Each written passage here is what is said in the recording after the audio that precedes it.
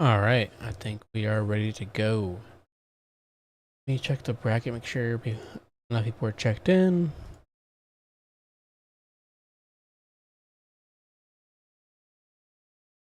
Ooh,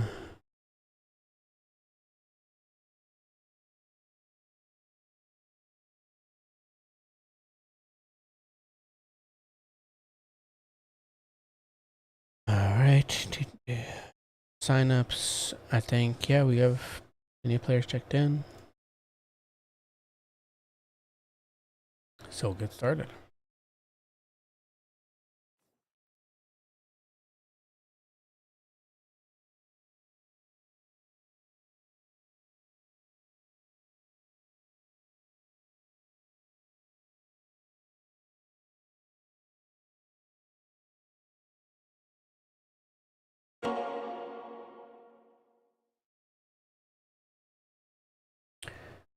The only person that we didn't have checked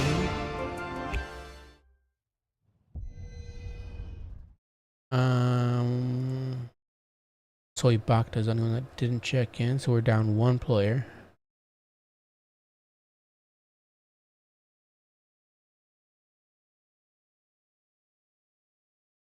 Goblins.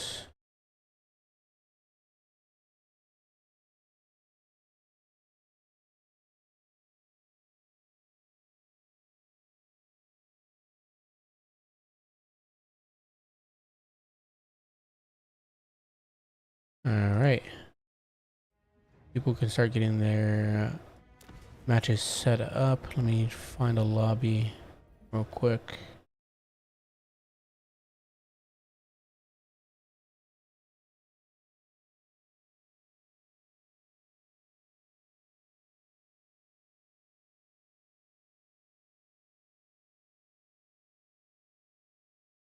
Imagine thinking I have a bot set up early. It's gonna be me.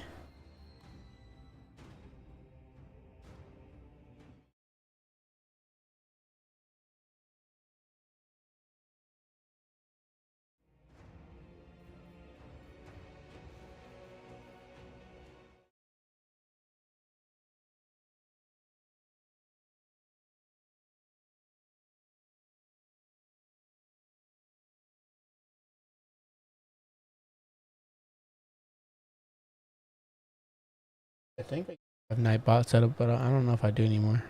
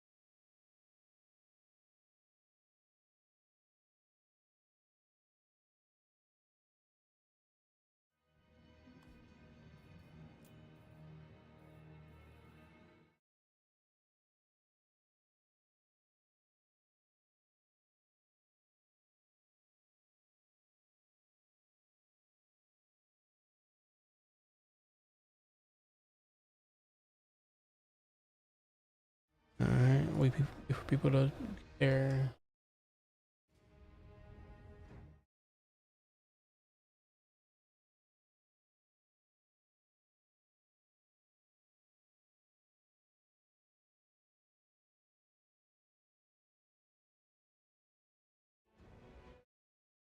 One person can't play. Okay.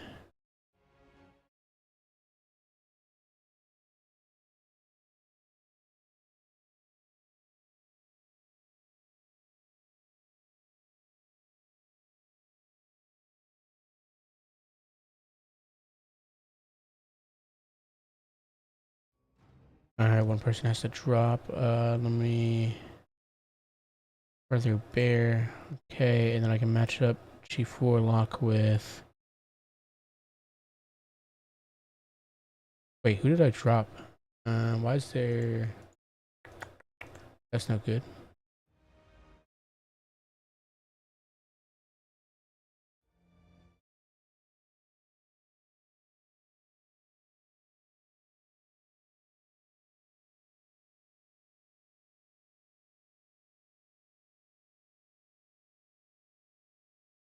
Already having issues. Why is Droth God not in there anymore?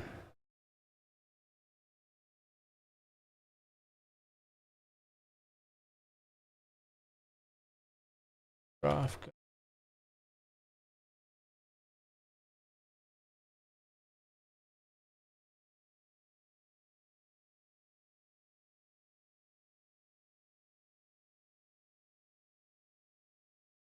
Sorry, just getting things set up. We have...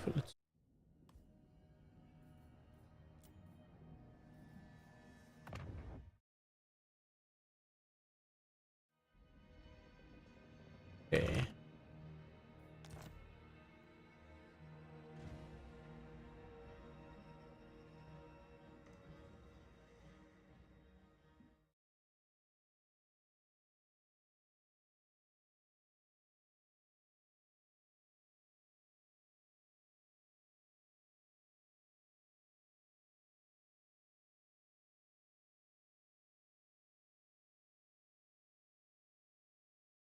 Alright. Do one more thing real quick.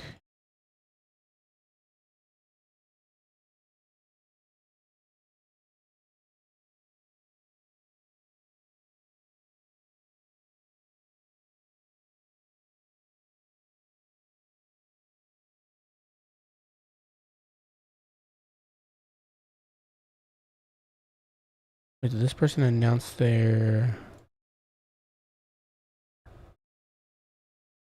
faction? Let me... Outpost 969.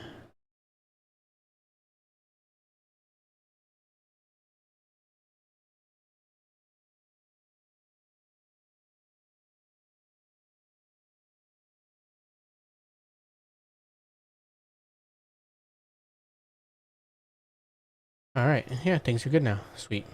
Had just one drop so far.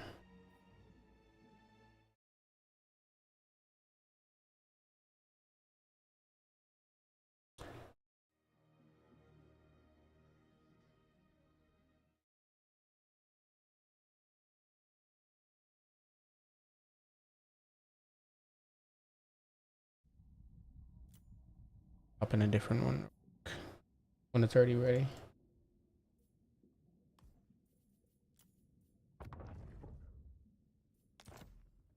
Alright, we got Yashkaf's lobby up. Sweet.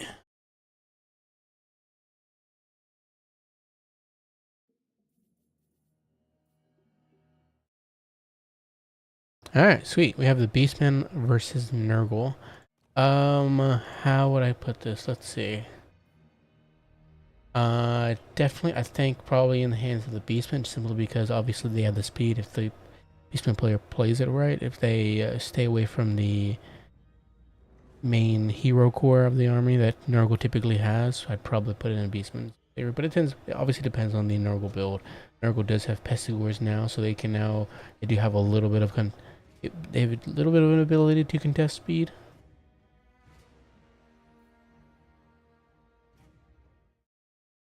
Make sure everything else is alright.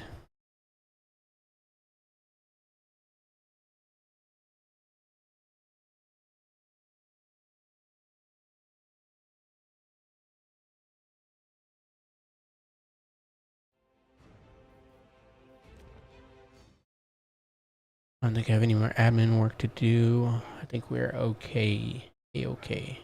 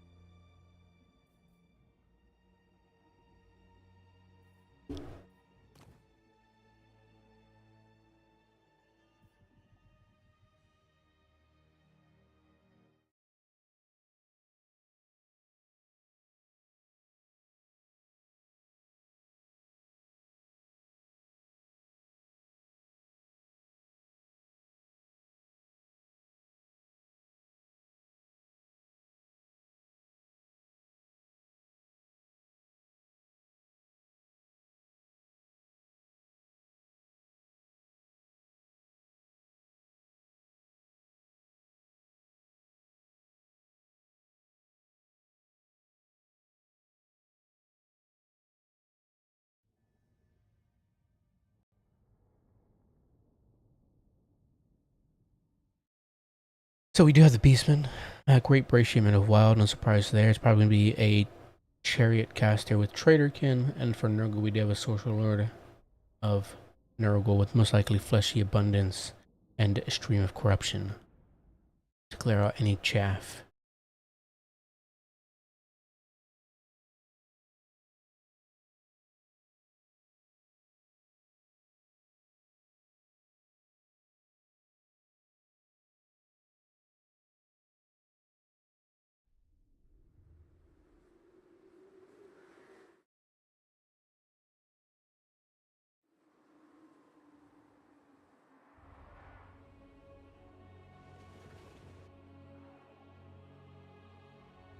Alright, we do. So we do have a Braciament of Wild with Traderkin. Let me turn back my camera back to the usual settings. Braciament of Wild on a Chariot with Traderkin. Traderkin just going to be punishing any blobs, like any final transmutation AoE cast type spells. Centaurs with throwing axes for the skirmishing side. We also have the Grog Hooves of Wolf's Run, ROR Centaurs throwing axes. The what's different between them and the base variant is the base guys have this ability Drunken Bravado, so they heal over time, and they have Perfect Vigor plus a leadership buff as well, as long as their leadership is high. We also have Ungor Raiders for the Archer Fire, and Pestigors plus Ungor Spearmen for the infantry. Pestigors chopping through with the ability to chop through any Chaos Warriors heavily armored infantry thanks to that armor piercing. Ungor Spearmen also Vanguard as well with some more Centaurs on the right flank.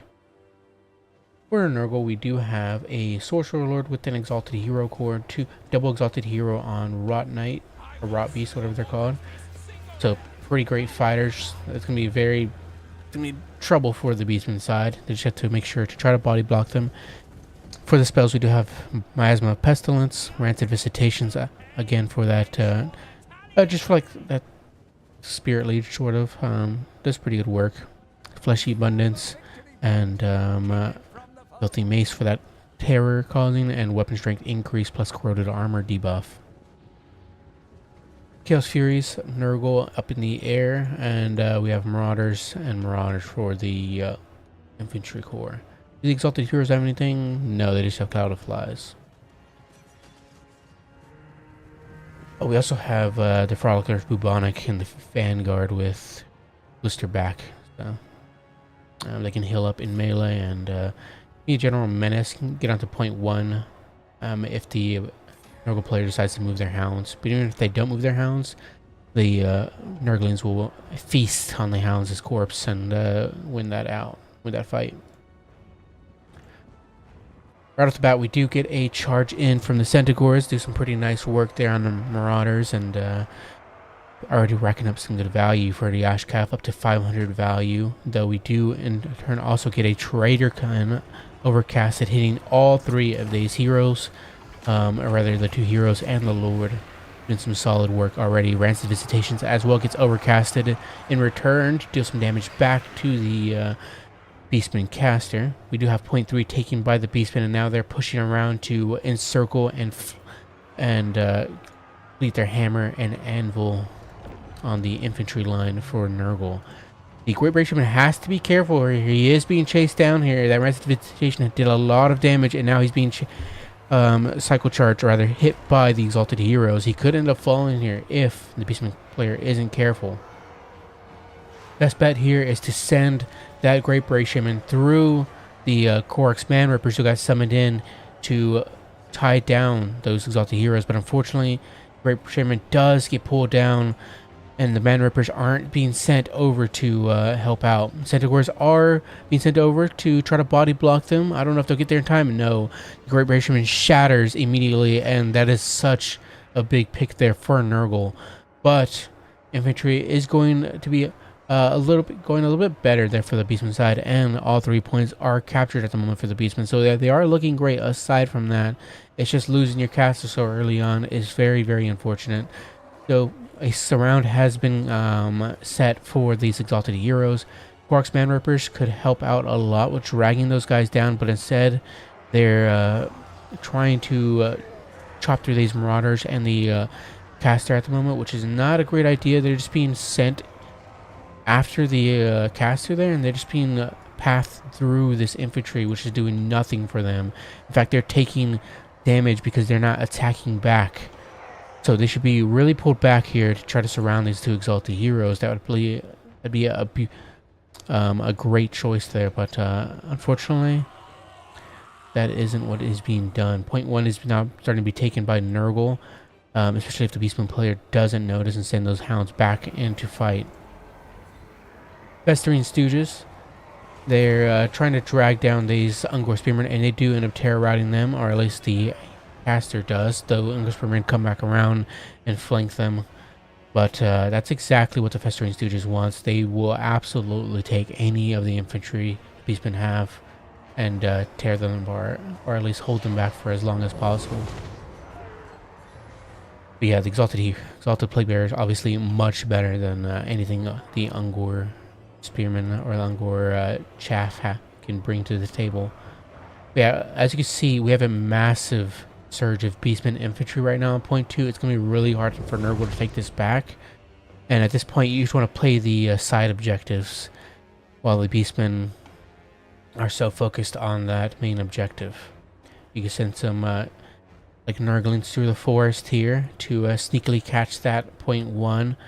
And as well for point 3, you can send in any Plague Toads if need be, or like Marauders just to capture point 3 and focus down on both points. Yeah, it's not looking great here so far. 700 to 0 at the moment, points wise for the Beastman side. And it just seems like Nurgle maybe have invested a bit too much on their triple core, their triple hero hammer core. As that was quite a bit of an investment, as the rot beasts are not cheap mounts. Exalted Heroes themselves are cheap on horseback, but on the rot beasts, that's what, probably like 3,000 or 4,000 right there on these 3 the heroes and the Lord. Guest Fear is coming over. We do have a Trader Kin gonna be hitting all 3 of these guys again. The caster is back, as he's relatively cheap caster to bring back.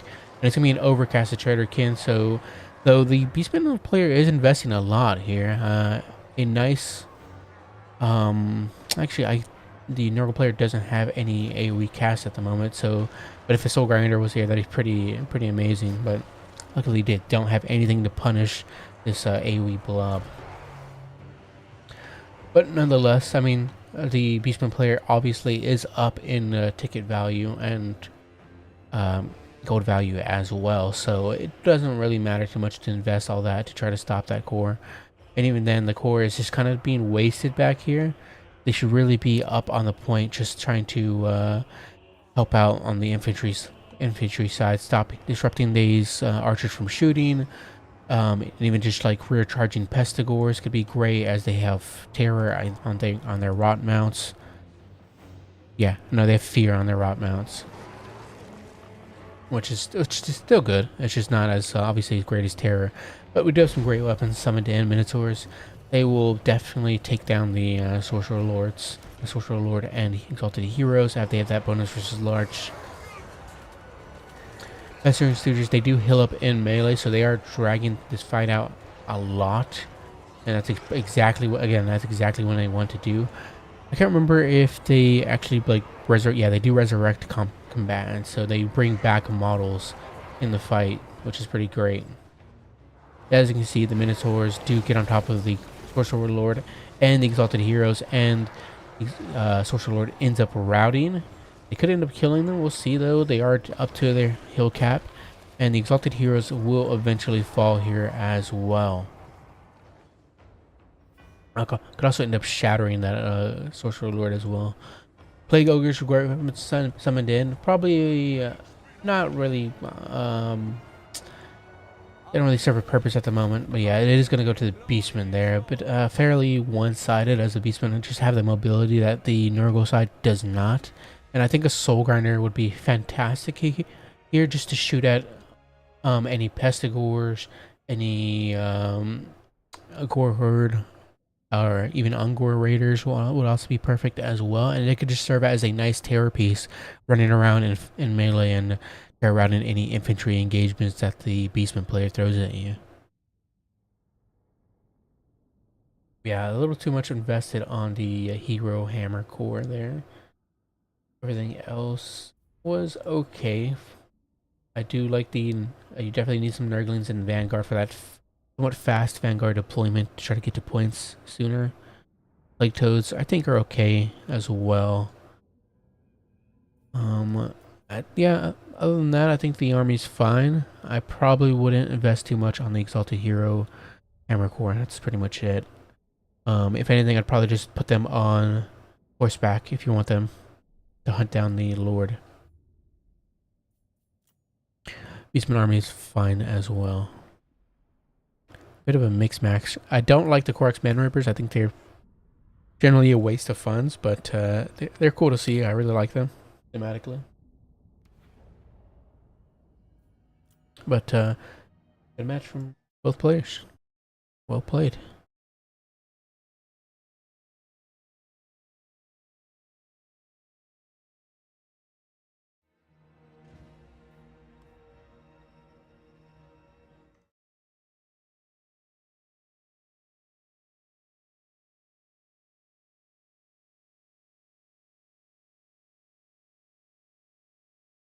All right, let's see how everybody else's matches are going. I think people are doing all right. I mean, we've only had one person have issues. Yeah, and that's just because they needed to turn the map back on.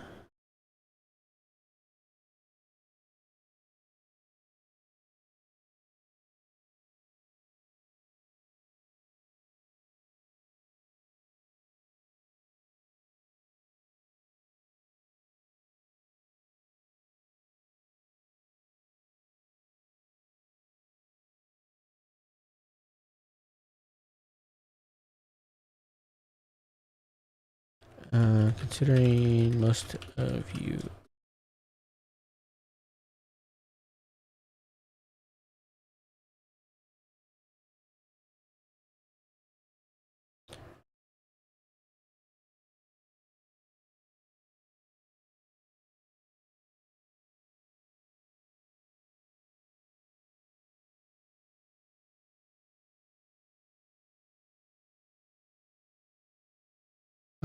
even if you lose.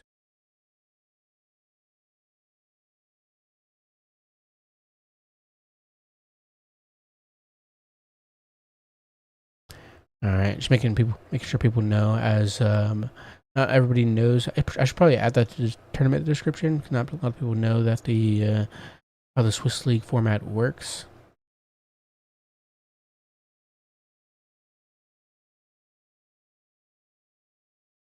But essentially, the way the Swiss format works is that no matter if you lose or not in your first round, you always get to play throughout the rest of the tournament. It's just the tournament works on points, so you get a Swiss point for winning, and you get an opponent points for as a tiebreaker for how well your opponents did.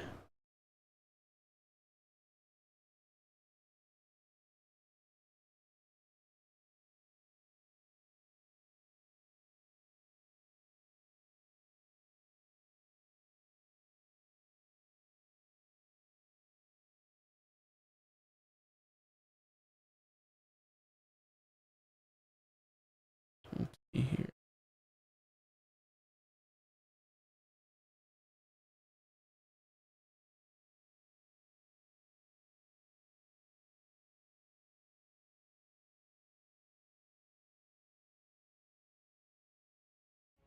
Let me check that Warhammer core there for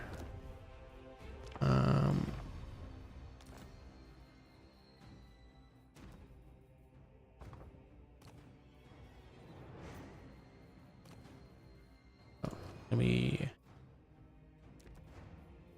It messes with the funds whenever you do it that way.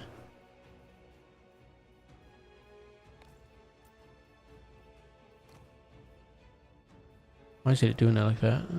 Oh, that's why, because I have 2 players on this. Anyways, so yeah, so for Nurgle, we do have, I think, let's see how much they are on the Rot Beast. With nothing, I think they're 1300. That's not too expensive, but if you're bringing both of them, that's 2600 you're spending on the double hero, and then not only that, your Sorcerer Lord as well also on a Rot Beast. If you bring Filth Mage, which I don't think is worth bringing, I just bring the Crown of Everlasting Conquest. But if you do bring just Filth Mace there and bring him on as Rot Beast, yeah, look at that investment. Oh wait, what am I missing here? Oh. Yeah, so 2600, and then another 1300. That's pretty expensive. It's what, 39? Yeah, that's so incredibly expensive. That's without the spells as well. I mean, if you, what was it?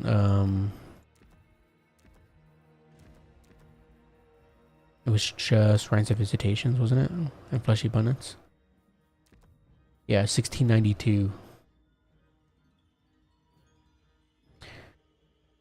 Yeah, so what, 2600, and then another 600 from, so math, 3200, 3400, so 3400.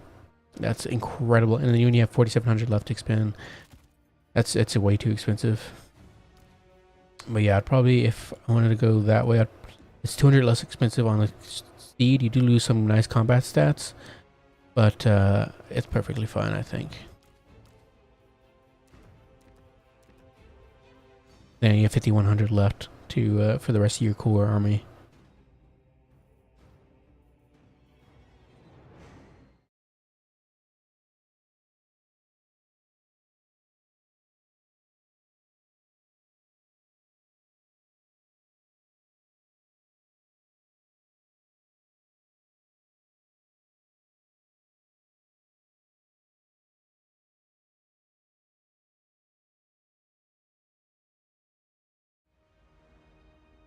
Alright, we're still waiting on some people, so let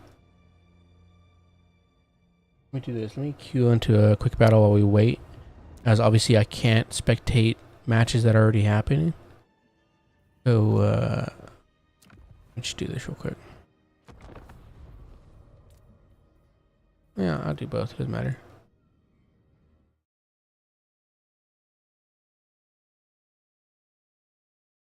Because it is probably going to take a little while we wait for everybody else. Some matches go by a lot faster than the others.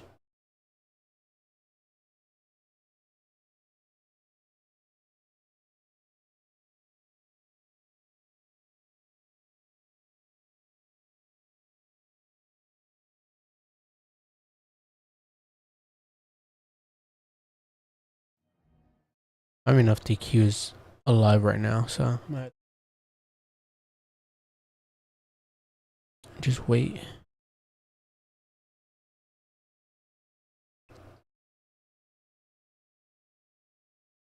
Which is the only downside of newer player tournaments, is just like sometimes they take way longer than they should. Not than they should, but they take a lot longer than normal tournaments.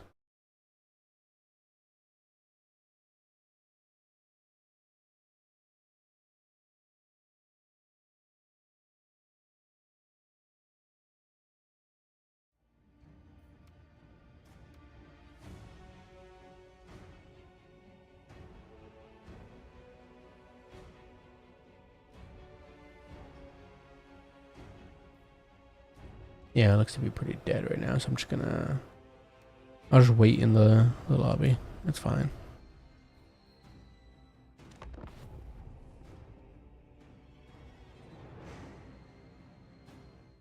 What do I have for this second map? Second map is Skylander's Cave. I think this one is.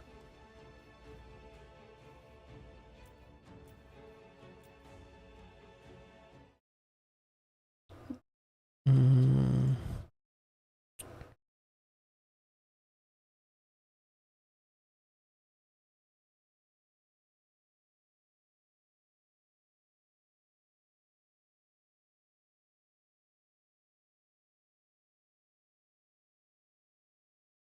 let's see. I think.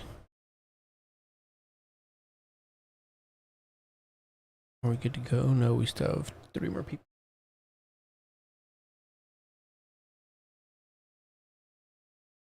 2 more people actually. Which no, actually just 1. Yeah, Impeller and Jinxed, which they started a little late. To be fair, well, they waited for Impeller to get things situated. So might end up doing only 3 rounds, simply because of how little players we have, how many few players we have. But we'll see.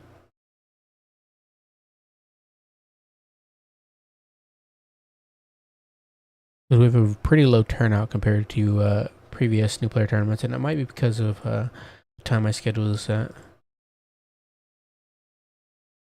A lot of my previous ones before I scheduled at like around 2:30 or so for me, but this time I scheduled at 12:30.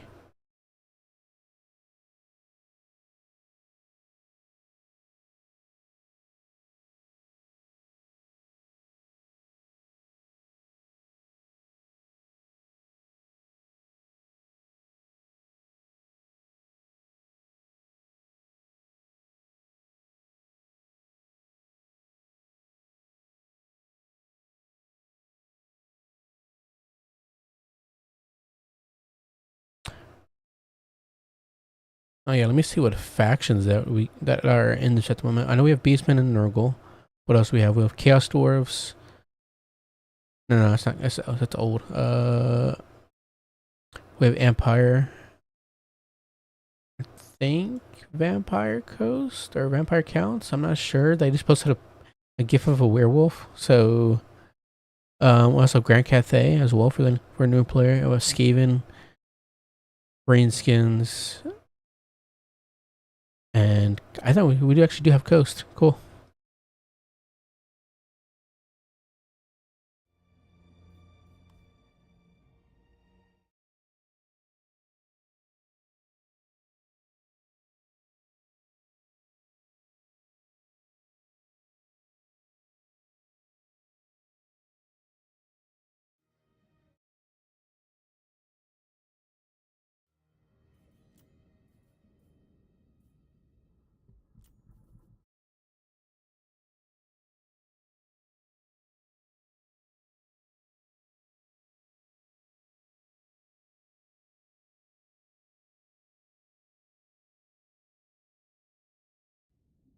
Let's see here. I think I'll hop into. I think this one is Green Skin Supremacists. Go to their lobby.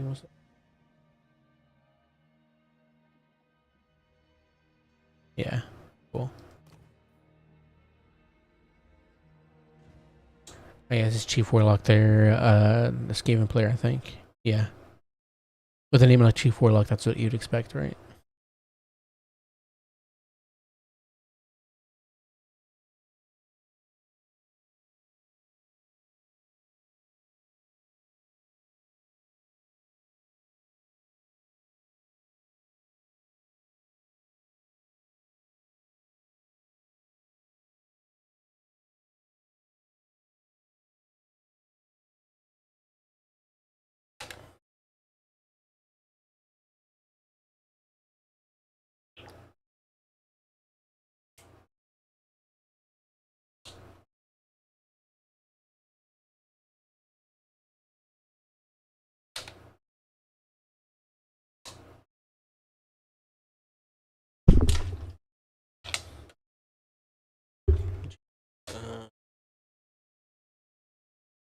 Let's drop my water bottle there.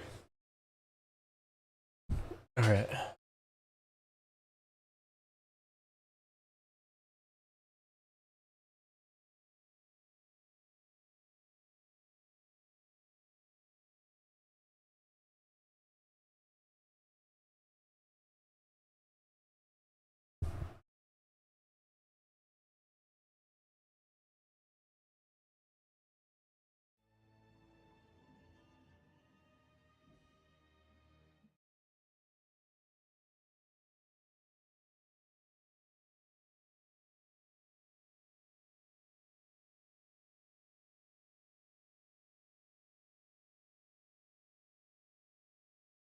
Look at the other tournaments we have listed. So tomorrow there is a Dom 3x3 from Rusty. RTK, I think they're RTK, I can't remember. And then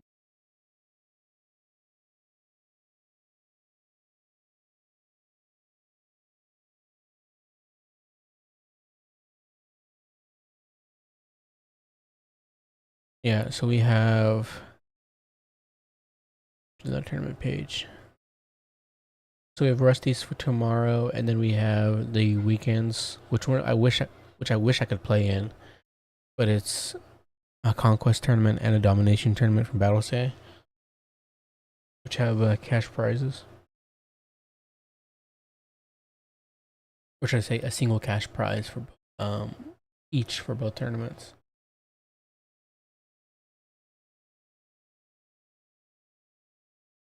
You don't usually see cash prizes anymore aside from CA tournaments.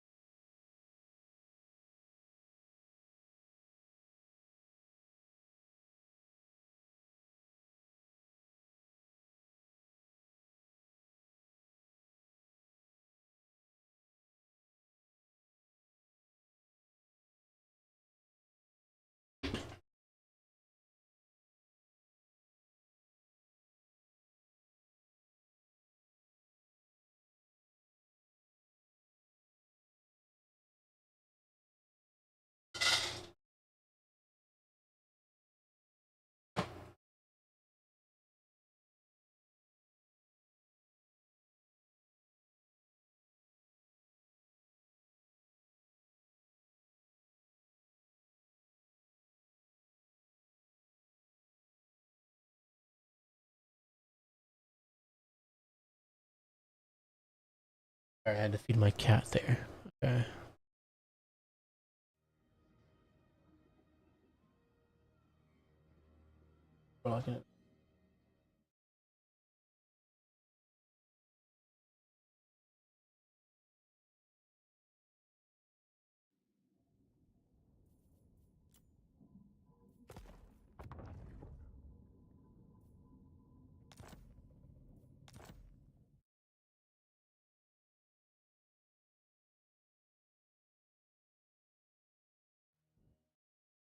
All right, I think everybody's finished. Wonderful. Yes, I just need them to input their scores.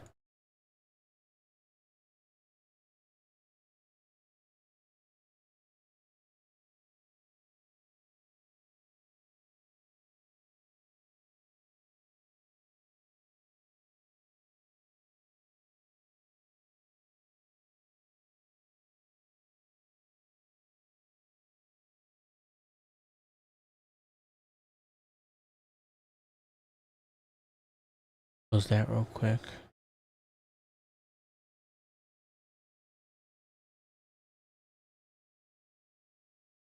All right, sweet.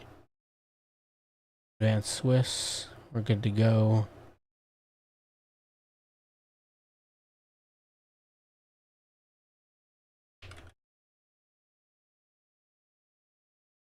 Second round is live.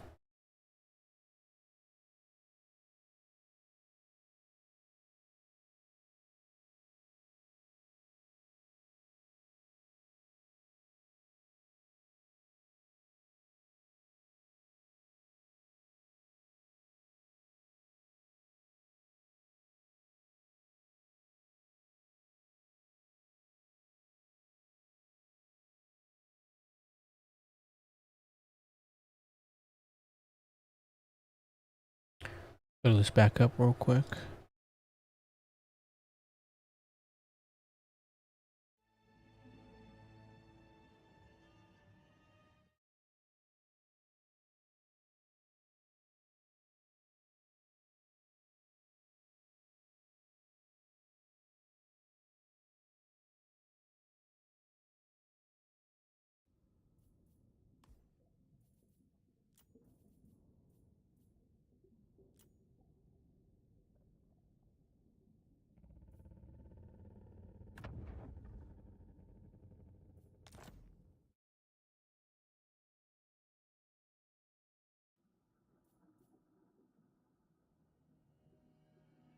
Lobby back up. Wonderful.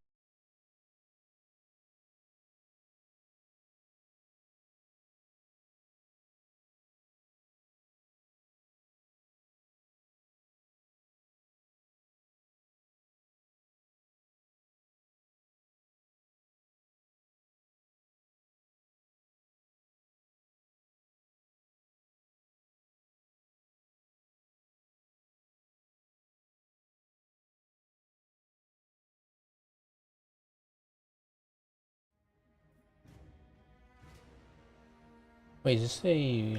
Yeah, is Greenskin Supremacist a... Uh, Chief Warlock also rat? I don't think they are. Let me check that. Yeah, they're both rat, so it's a little bit of a rat fight. For those who don't know, rat is a mostly domination clan. They do have a few land battle players, but mostly domination. So it's a little bit of an infight going on right now.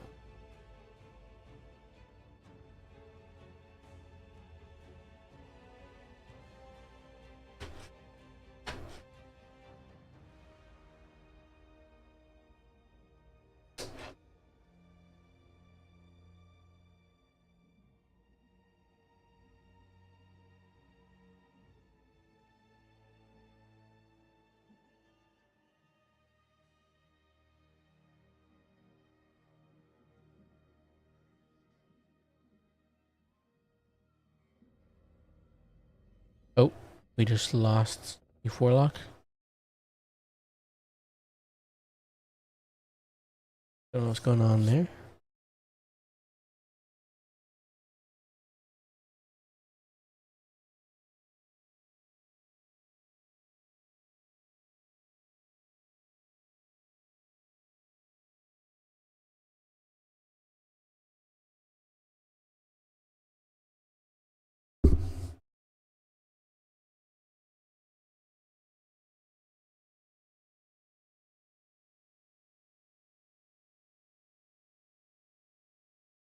I could join a different one while they get this sorted out. I might just do that.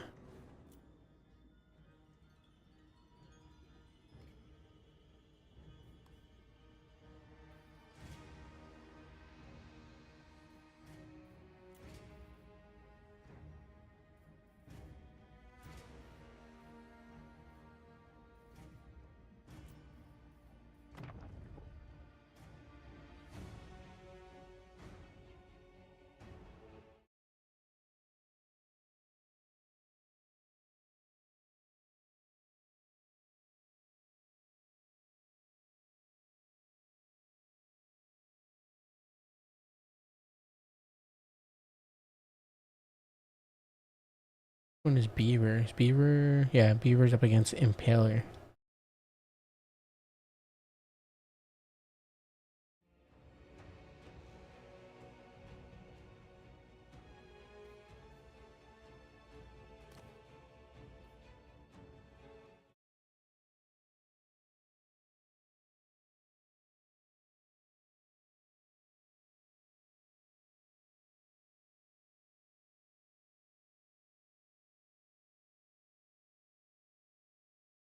Oh, Chief Warlock has to go. That's why they dipped out. Okay. That's unfortunate. We do have another drop.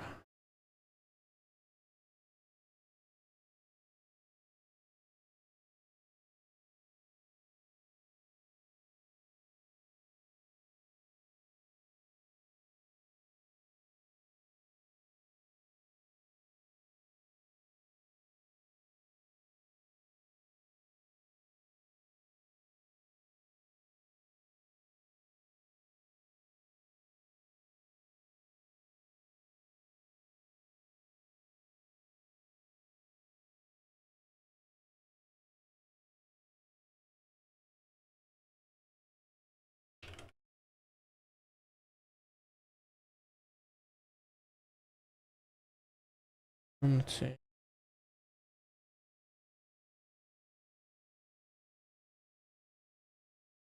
Got a DM viewer. Okay.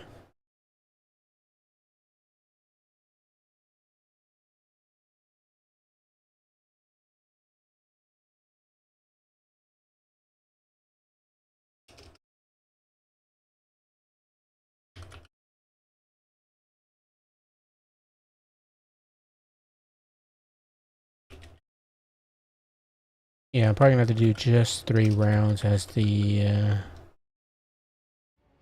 list of players gets smaller and smaller.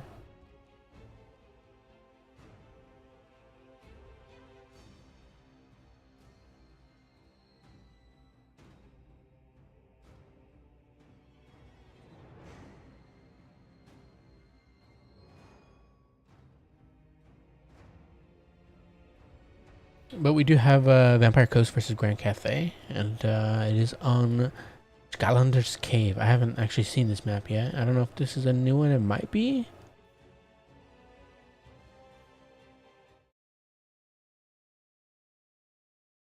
See.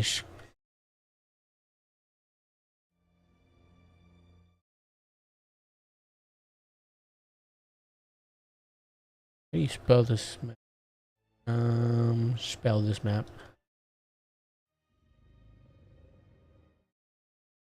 Let's see. Got it wrong.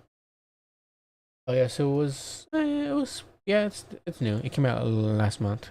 So Skylander's Cave. Let's see. Yeah, it came with J-Tome, and the Changer's Madhouse. So this is the one I haven't seen yet. I have seen. No, I don't think I've seen any of these yet. Maybe I did, and I just don't remember. I thought I ran them once. I might have. Oh no, you know, I think I know. I think I've seen this one.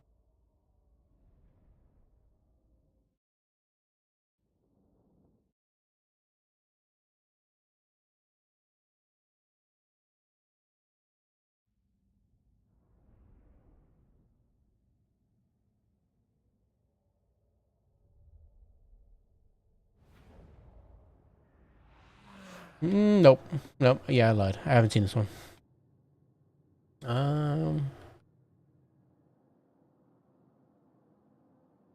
It's alright. I like it. It's less artillery heavy. I mean, if you get one of those factions where they have artillery that can shoot over rather than straight, like the Chaos Dwarves, like they can with their Dreadquake mortars, Hellfire. What is it called? I can't remember. The one artillery piece. I can't remember. Death Shriek. There we go. Vampire Coast is also gonna be pretty good here with mortars. Considering again, there's no direct line of sight. They have to shoot over this hill, which is practically impossible if you have the mortar underneath the hill. So I think Vampire Coast may have the advantage here, but Vampire Coast did bring cannons though, so I mean I guess they can just park it over this ridge, which is pretty good. But we do have.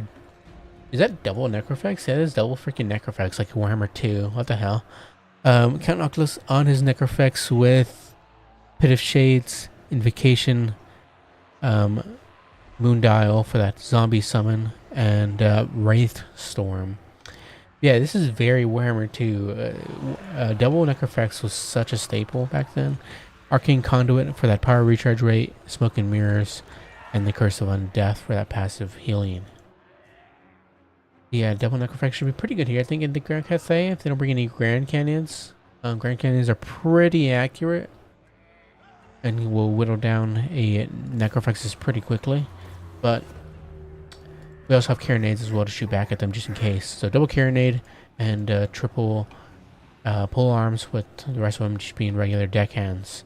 For Grand Cathay, we do have Zhao Ming on foot. I was about to say on foot as if he could get a mount. Wall of Wind and Fire, which I think is a pretty not great spell, but it's definitely not as terrible as some. Constellation of Dragon, Glittering Robe. Is this the full kit? I think. No, I don't think. He's actually missing. Does he get? Yeah, he gets. Does Searing Doom? I can't remember. But Master of Alchemy as well. Magical attacks and weapon strength increases plus missile damage increase as well for any allies in range. He also has his Burning Band Braces, or the Warding Iron, and then the Burning Band Braces for that passive healing. But for the rest of the armor, we do have a Terracotta Sentinel, full front line of Jade Warriors, and a Peasant Long Spearman. We also have some Jade Lancers going over to 0.3. We did have some dogs summoned in to get onto 0.1, but they got dealt with rather quickly with the Jade Lancers. Jade Lancers now under fire from the Grand Canyons.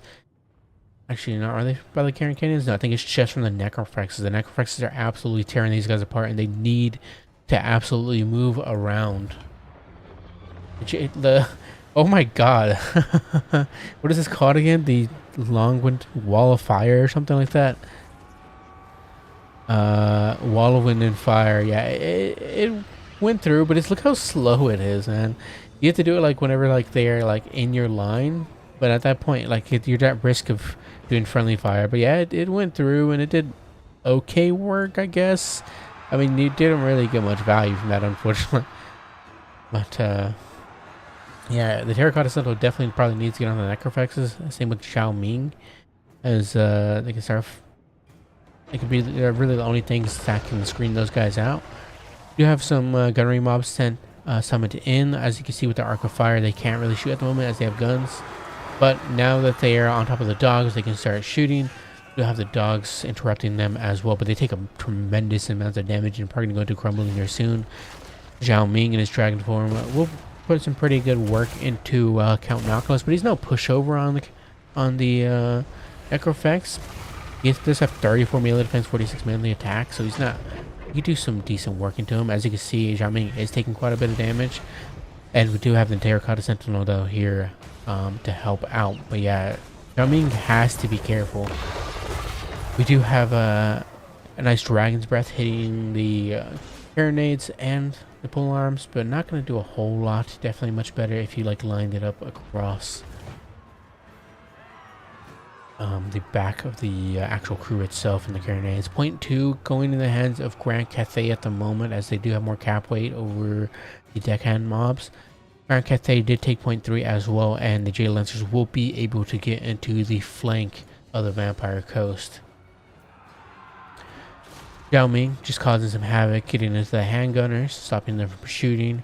The Righteous Lance's Wei Jin did get summoned in and get sent into the handgunners, and should be able to take them out, though they do take some damage in return. They didn't lose any models, however. Terracotta Sentinel does end up backing away from that fight, as he has to deal with double pole arms plus the Necrophexes, which, I mean, he's a pretty good fighter, but you really don't want to keep him in pole arms. Obviously, they are anti-large. Xiao Ming is taking some fire now from the Necrophexes, as they are now able to shoot again. And obviously not great, but the Jade Lancers are here to come in to support their Emperor or their Prince, and they do shut down those Carronades. The crew is probably going to get sent into crumbling. These handgunners also get sent into crumbling as well. More handgunners do get summoned in, however. If they start shooting in at the Terracotta Sentinel, that should do some pretty good work. I don't think the Terracotta Sentinel does have summons resistance of 15%. However, so that'll mitigate some of that damage, and Xiao Ming is going to start disrupting that fire from them as well. Another Dragon Breath hitting those pole arms would have been better, I think, here, as you have two pole arms stacked up against each other, plus the Carronades. But it is what it is. Infantry of the Grand Carthaginian side is pushing into the Vampire Coast's back line, and it is not looking great at the moment for the Vampire Coast, as they're being pushed back into their flanks. Righteous Lances of Wei Jin are being shut down, however, they only have 6 models left, though they have shut down the handgunners plus the scurvy dogs. Return deck gunners get summoned in and are finishing them off, which is perfect. That's exactly what deck gunners are built for, though they're not great at their job. They're still decent at it. Terracotta Sentinel is still tied down by pole arms, which again is not what they want at all. Definitely want to be on those Necrophexes, but yeah, it is going to be dragged down here soon. It only has 2600 HP, and it might go into crumbling status. It is a construct, so it goes into crumbling, then disintegrating if it doesn't stabilize. Xiaoming coming over. He did get that heal, so he's up to 5,000 HP again. He can start dueling it out again with the Noctilus, but he is going to need some support as, again, he did not like being 2v1'd last time. He's going to take a blast here, and that is a tremendous amount of damage there. It's very, very nice from that very nice shot there. Deck Gunners do get shut down. We do have Deck Gunners mob summoned in, but yeah, it's going to be too late. Deck Gunners hate taking any charges from anything. Cav, infantry, they just are so brittle that they just fall apart at any kind of damage. The Terracotta Sentinel unfortunately does end up getting shut down there, and it's not looking great here for the Grand Cathayan side, or rather for Vampire Coast side, excuse me. Some crabs would be absolutely fantastic here, disrupting their Jade Lancers, and even just like getting on top of Zhao Ming, or disrupting the formations of the Jade Warriors, putting that armor piercing to good work. Yeah, we do have some more Scurvy Dogs sent in to try to capture those points sneakily, but the Jade Lancers do get a charge in on them. And they're about to take another charge from them, and that's probably going to send the Scurvy Dogs into disintegrating. We'll see. Yeah, they're going to take some pretty good damage there, and yeah, they are now into crumbling. Jade Lancers, yeah, just the overwhelming force of the Grand Cathayan side is just pushing Vampire Coast into their spawn points, and they're not able to really make any leeway onto the points themselves, which is quite unfortunate. At this point, whenever you're like this down bad, whenever they have this much infantry like pushed into your backline, you really have to like try to maneuver through. But as Vampire Coast, obviously your undead are just so incredibly slow at 25 speed. The Jade Lancers are relatively quick at 78 speed, so they can just catch onto your deckhand mobs and push them back. Yeah, that's at the point where crabs would be fantastic here, animated hulks, which are obviously faster than crabs. They have nice armor piercing values as well. They'd be great here at disrupting those Jade Lancers charges. Obviously they would take some damage return as they're not super heavily armored, but nonetheless, what matters is disrupting the charge and having that AP to get through that Jade Lancer armor. Zhao Ming is probably going to end up falling here. We'll see. Down to 1800 HP. He's taking a lot of damage from these Necrofexes, plus the Jade, plus the handgunner shots as well. Zhao Ming might end up escaping though. He's down to 1300 HP, 10 leadership, and yeah, he's out of there. I don't think he'll end up routing. I think he's going to stabilize. Pit of Shade's going to be hitting these Jade Lancers. That's a beautiful Pit of Shades there. That's what you needed to really turn things around early on, but I think it's just a bit too late here. I mean, you're gonna need at least 12 minutes to catch up, and it's gonna be tough work. I don't think it's really possible, though. We do have Scurvy Dogs capturing point 1 back. 12 minutes. What am I talking about? 12 minutes. I can't think of numbers. But yeah, I mean, as you can see, almost 1300 points now.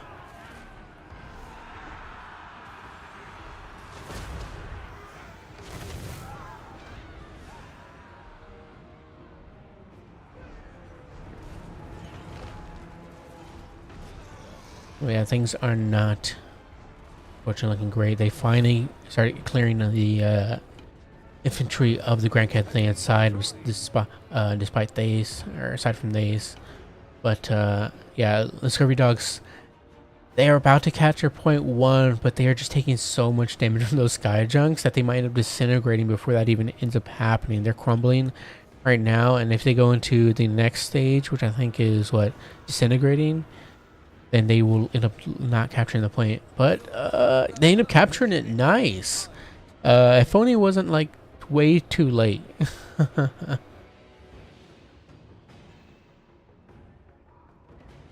Yeah, it's just unfortunately way too late. We do get point 3 captured back. Point 2 is starting to get captured back as well. But yeah, even if they captured all 3 points right now, the Grand Cathayan player just has way too much leeway to make it back. That, yeah, it's 1490, and yeah, point 2 is not even going to get captured in time. So, well played to both players. Very unfortunate for the Vampire Coast there, but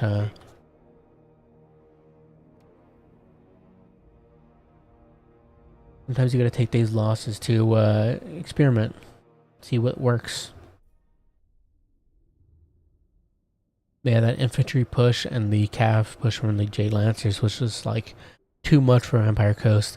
I definitely think probably bring more pole arms for the Jade Lancers, but also animated Hulks or crabs specifically to deal with the Jade Lancers. Yeah, Terracotta Sentinel, I don't know why it says he has full HP, but it definitely died. um, yeah, it did some okay work there, but yeah, the double Necrofex was doing some fantastic damage into Zhao Ming and the Terracotta. Carronades are fine as well, though. On that map, I think I'd probably go with mortars.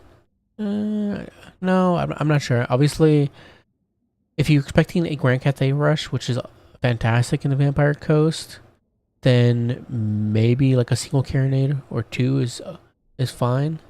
But I think considering how much you're investing into double Noctilus, I'd probably bring just one carronade, and if you want another one, probably put it into your reinforcement army, just to shoot at, like, say, the Righteous Lances or like any Sky Junks. Probably just keep one in your back pocket just for that. But otherwise, I think you're already invested enough with the double Necrofex. So Deck Hunters did pretty good. 1200 value there, just farming the Righteous Lances of Wei Jin, just free value off those guys. 1262 on these handgunners did some great work as well. Depth card didn't get shown out. I think that even the Morgels would have been okay just to capture points. Maybe like a rear charge the Jade Warriors would have been okay. Yeah, some crabs would be nice. Salt Lord Scuttlers are okay, but I don't think I'd bring them in this matchup. Everything else is fine. We had some Celestial Dragon crossbowmen, which I got summoned. I didn't even see they got summoned in. But that is a very heavily priced build, reinforcement build there from Korima. That's wow. That's really nice, but yeah, those are way too expensive to be bringing 4 of them. Still though, well played there, and it was cool to see the what is it, Wall of Fire and Magic or something, which didn't really do much, but was cool nonetheless. We didn't really see that much magic in the first place. We saw that one initial cast from. No, actually, yeah, we saw the Wall of Fire once, and then it was just mostly Dragon Fires for the rest of the game from Current Cathay. I only saw one Pit of Shades the entire from Coast. Maybe the entire time from Coast. Maybe they were just using implications and I just didn't notice. That's probably what it was.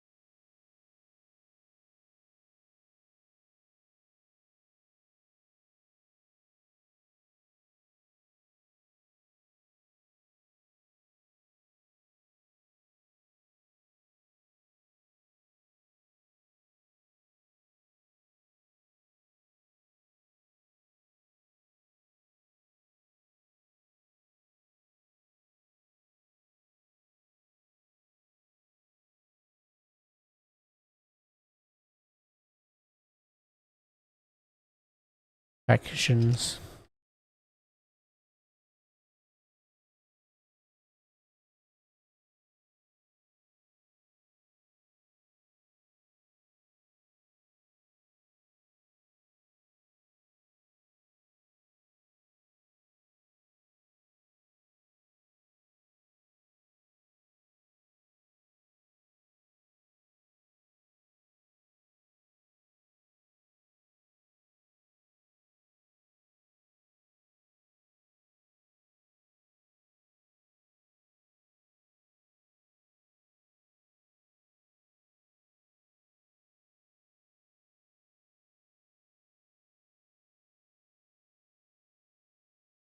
Messaging in the tournament chat. Let's see.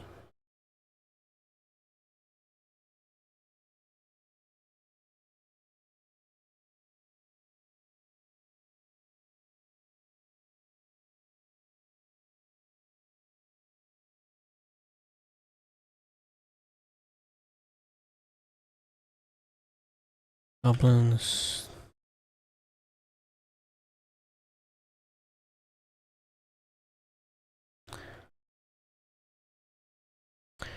Alright.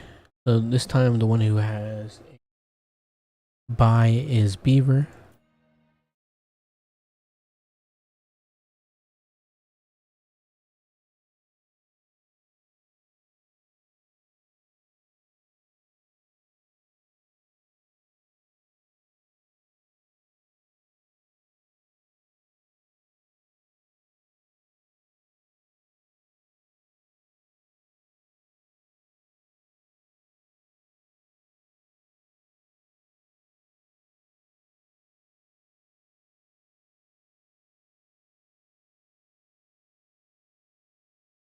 It's definitely the downside of it just really sucks there for these lower pop tourneys, which is kind of like, I mean, it seemed fine obviously from the beginning, but people would drop, unfortunately. So, which is how it is.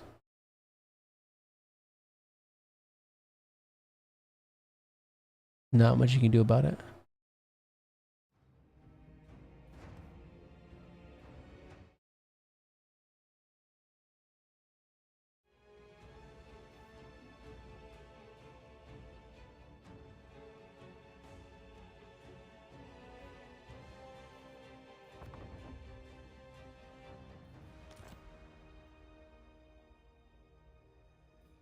Quite unfortunate.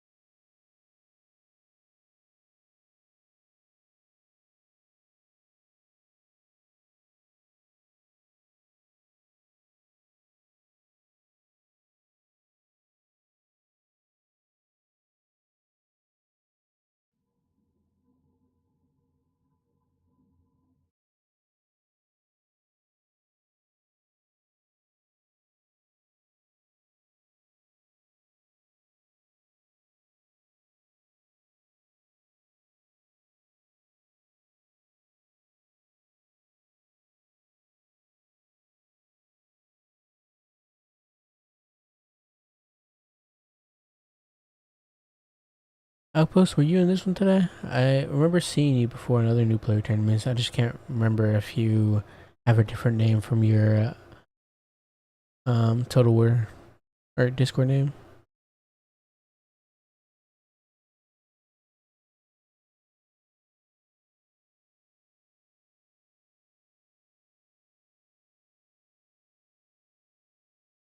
Yeah, O2. Oh, who are you? Oh, or rather, what's your name rather on Total Tavern?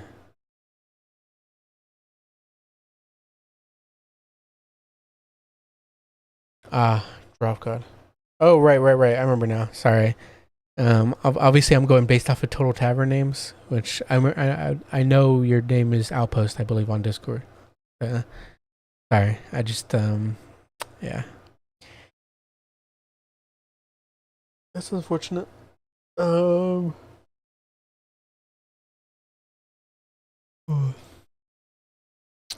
no worries though, no worries.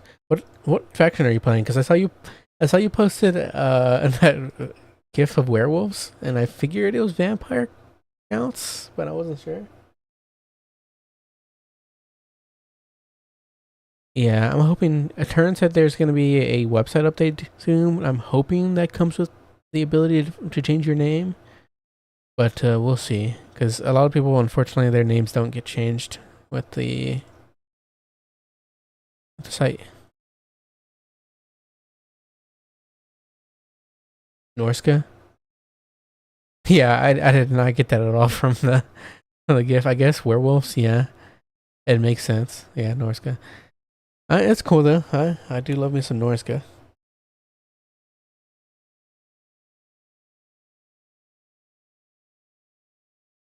Let's see. I mean, let me see what factions you were up against. You were up against in the first round against Skaven. So honestly, I don't blame you there. That's tough. That's a really tough matchup for you. And then you're up against Nurgle, which honestly I also think is kind of tough to you. So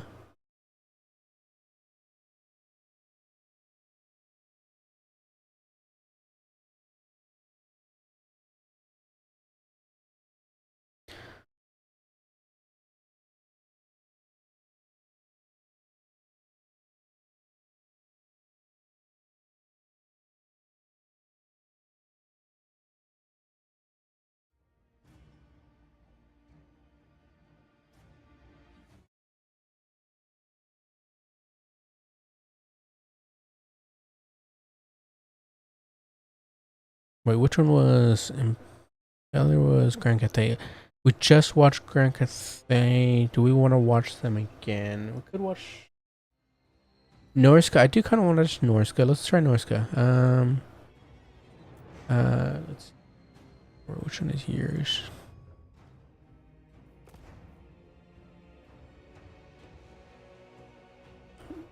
Is yours still open? Let's see. You're up against. I get jinxed. Yeah, I think that's still on. It's. Yeah. All right. Yeah. Sweet.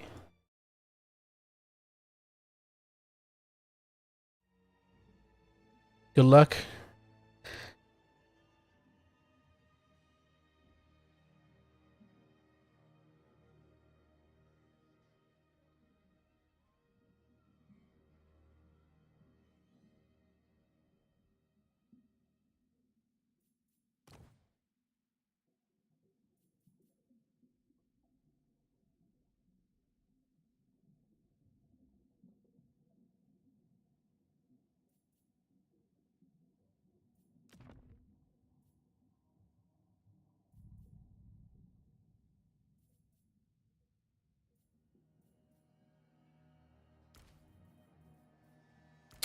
Unfortunately for Outpost, I think this is gonna also be another tough one. Especially depending on who the Empire brings.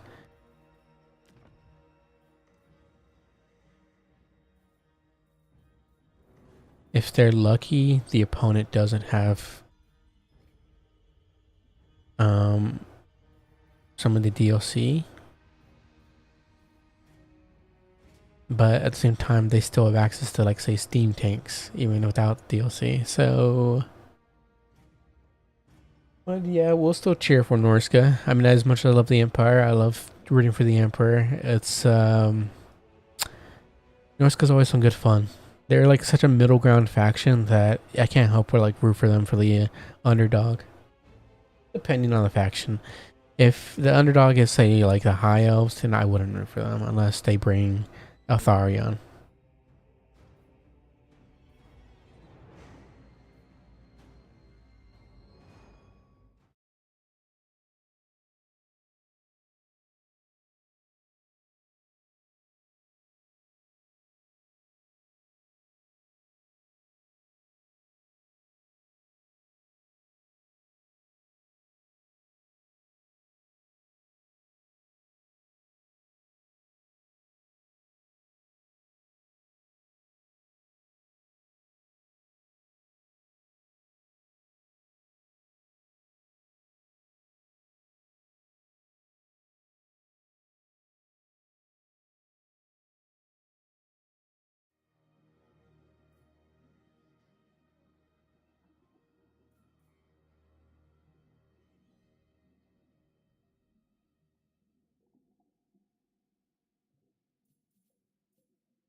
Yeah, I mean, it's not unwinnable by any means, but the Empire. Let's check the total tavern stats real quick.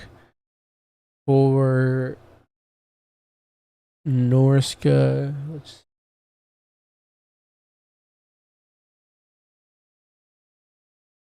So for Norska, let me check the Empire. It's probably up here faster. Yeah.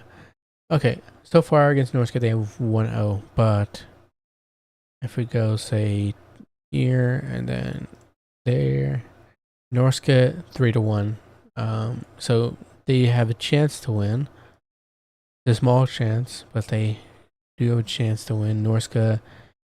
Yeah, okay, but look here in April, the ending of April, that season had a 50% win rate. So, there's definitely some scrap back that Norska can pull out.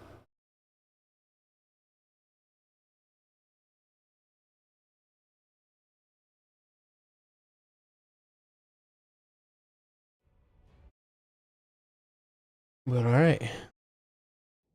This is what I figured was going to be tough to deal with for the Norskin side. We do have Karl Franz himself on, most likely, Deathclaw. Now, obviously, you can try to fight Karl with Skin Wolves and the Werkin, even just shoot javelins at him. But he is hard to bring down if the Empire player is careful with him. And he can do brutal work hunting down Wolfwork, hunting down Werkin if he goes solo, rear charging Skin Wolves, infantry for the Norskin side. Just overall, he's a very, very scary lord for lower leadership. Norskins don't have terrible leadership. They have 60, a base of 60, which is pretty decent.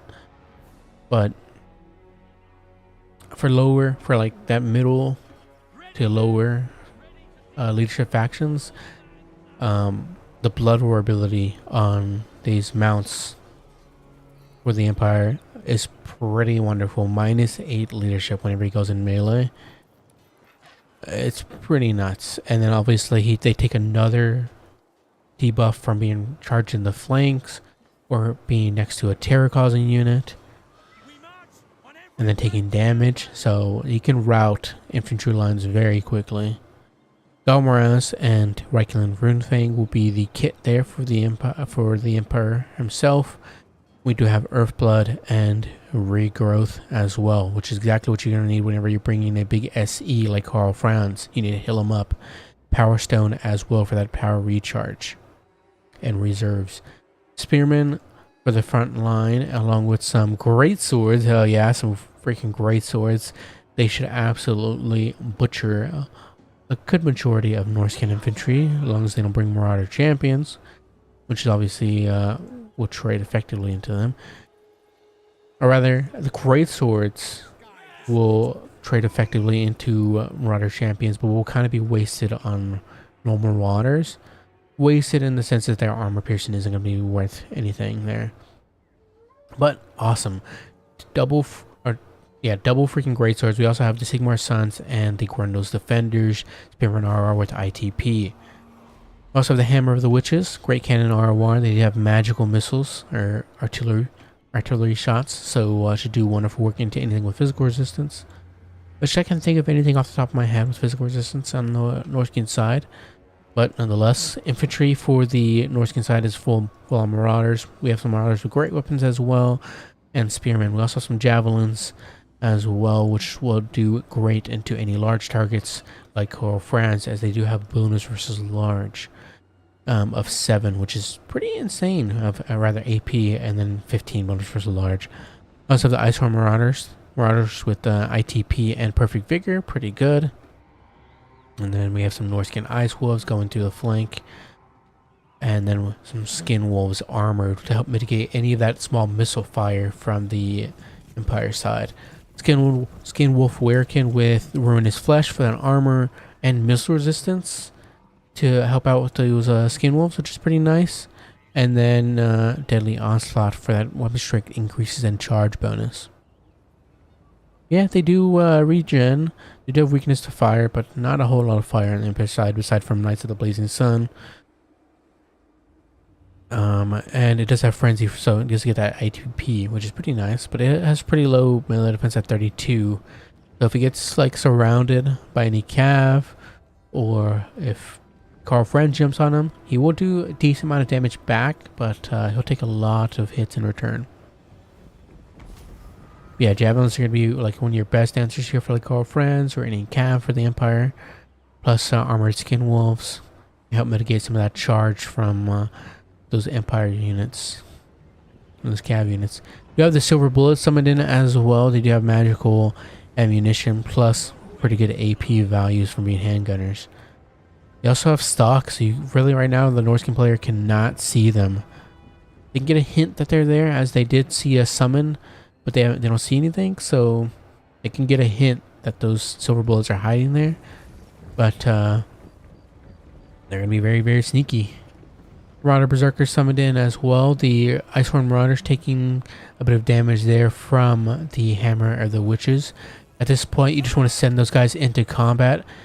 You typically, whenever you see infantry being sent in, and you have the point already, you might as well just hang out on the edge of the square there, so you can block off their infantry from getting onto the point itself.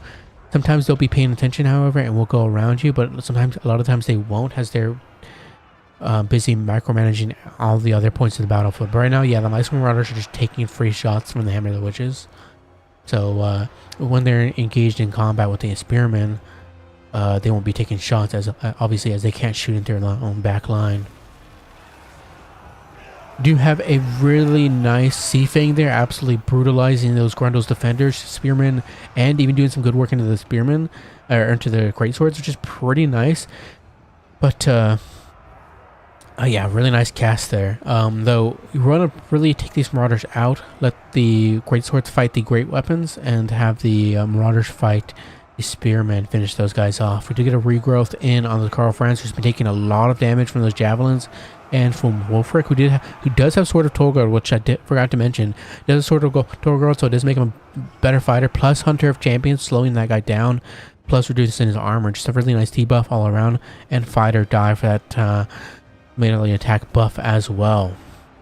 So yeah, Carl Franz took quite a bit of damage, but he is going to heal up a bit with that regrowth, and he's going to jump in on these Marauders and terror route them. As you can see, as I said, with that Blood Roar, the rear charge, he can terror out any infantry engagement rather quickly.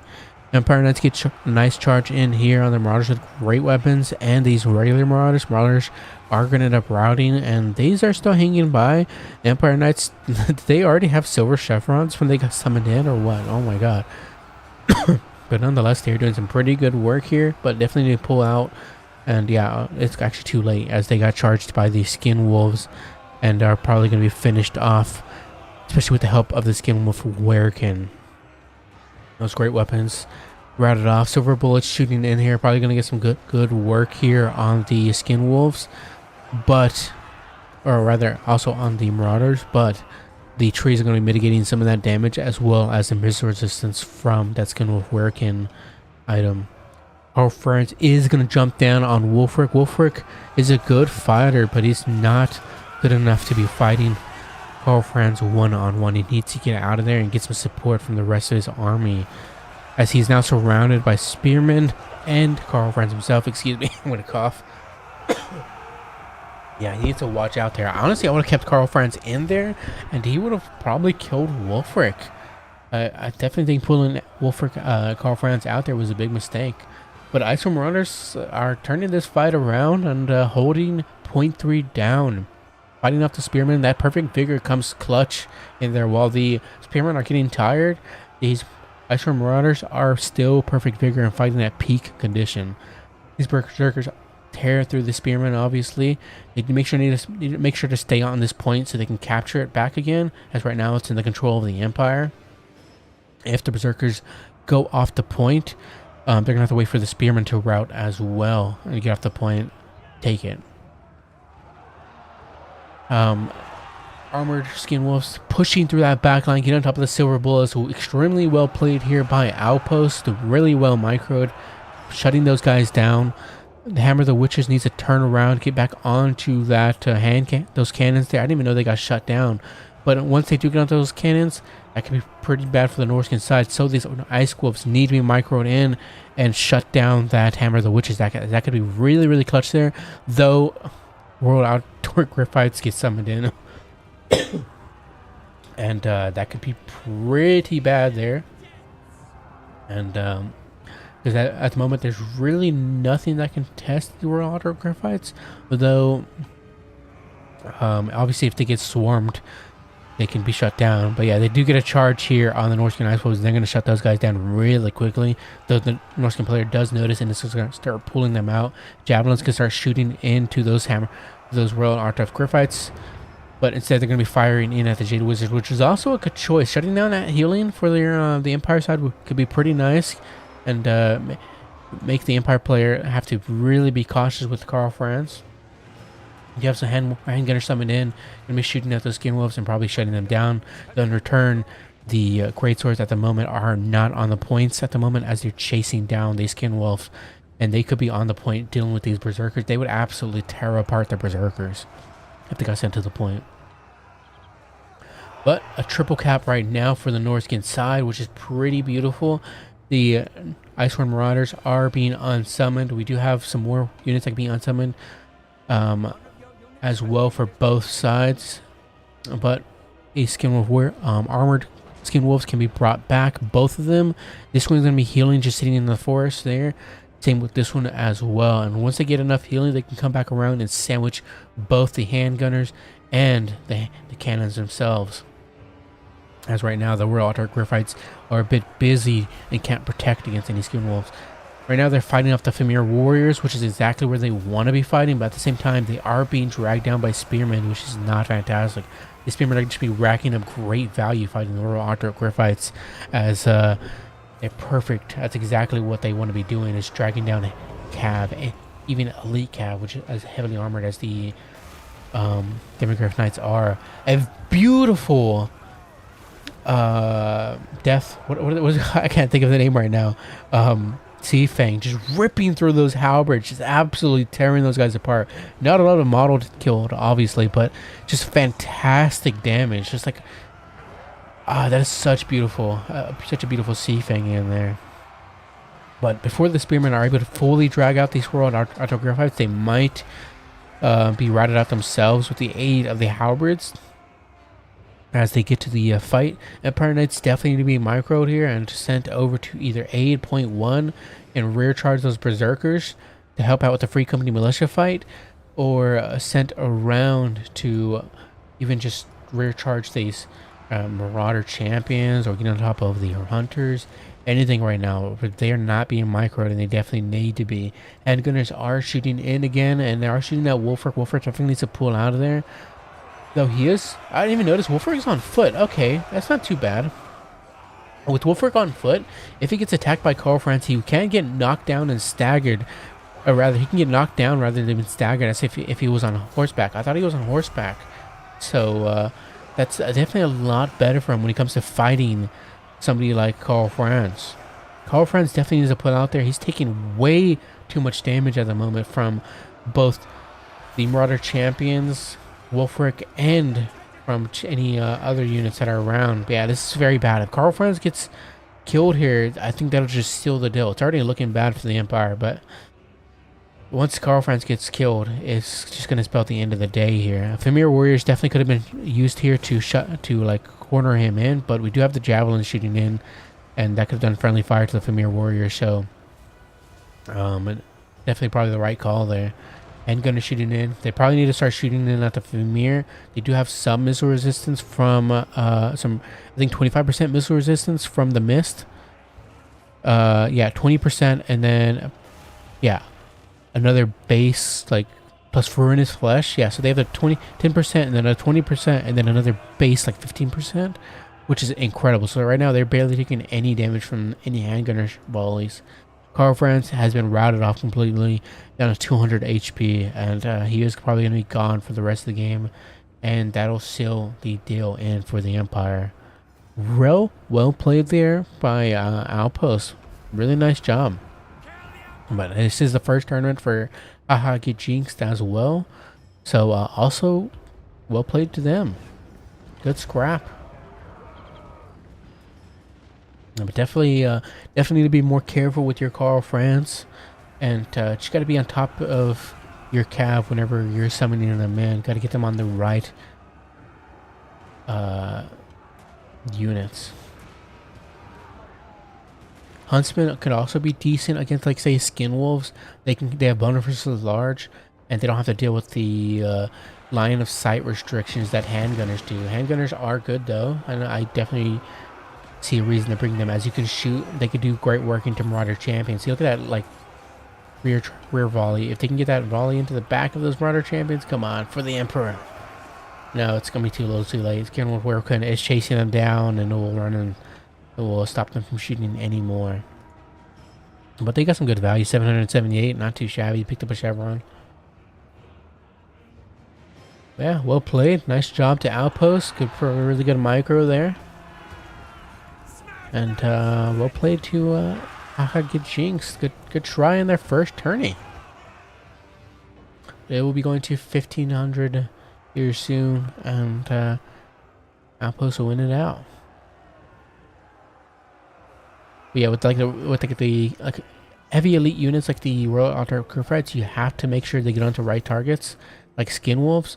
Otherwise, they're just gonna be dragged down by spearmen, and you're gonna be losing out on a lot of value there, beating your opponent value.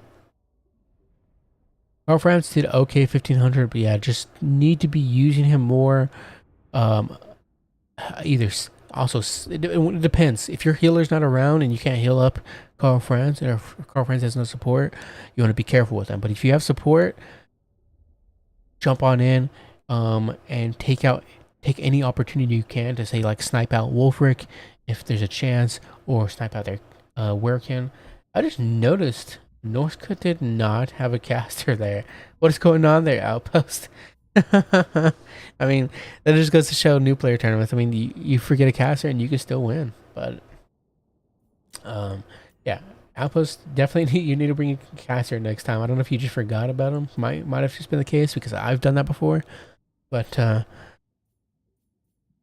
yeah, just gotta be obviously this will come in over time of you playing, being able to decide when to send in Carl and when to pull him out.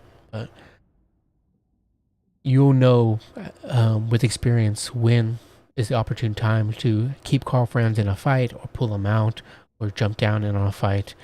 Because there's an initial moment early on which you could have sniped out Wolfric, which would have been great. And there could have been also times where you could have rear charged the Skin Wolf Werkin and his fellow Skin Wolves, and drag them down with the aid of Spearmen, or the aid of the World Altar Grifites. But yeah, I do like Free Company Militia here. Handgunners are okay as well. Definitely Empire Knights are the right choice here. Royal Altar Grifites did okay, 1183. Alberts did fine, but I think the build is fine. Great swords are cool. They did great stuff. But at one point, great swords are chasing off Skinwolf Werkun, which is not what they want to be doing. Definitely leave that job for, say, Empire Knights, etc. Need faster units. Infantry need to be on the points. Yeah, well played, guys.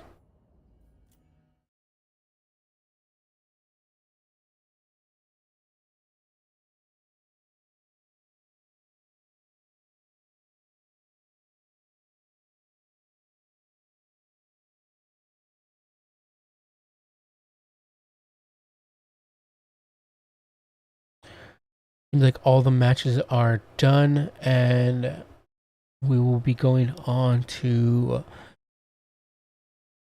the finals. We're probably gonna end it at 3 rounds.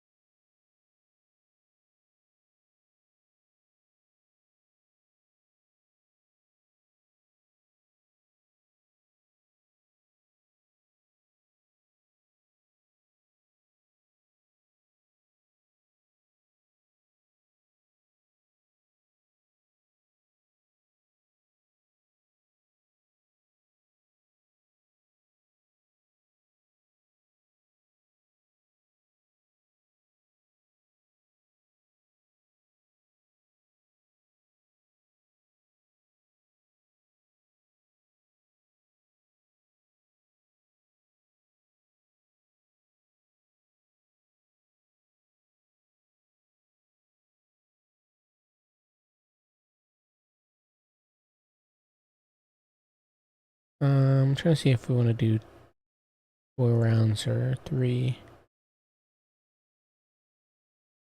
Yeah, we'll just do 3. Um, I don't know.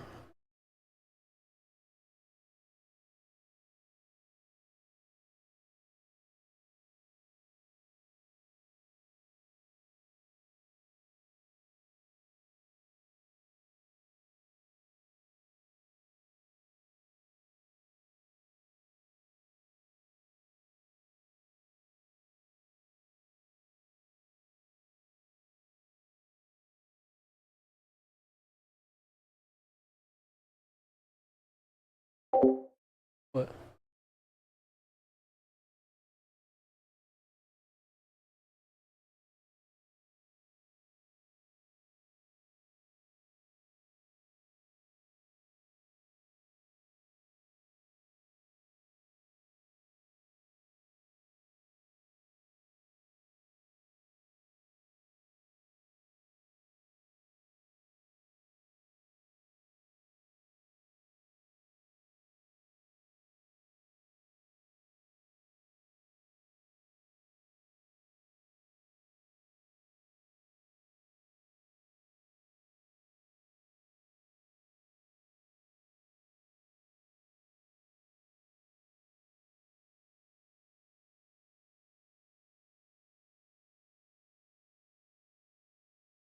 So it seems like people were up for another round. We will advance the Swiss.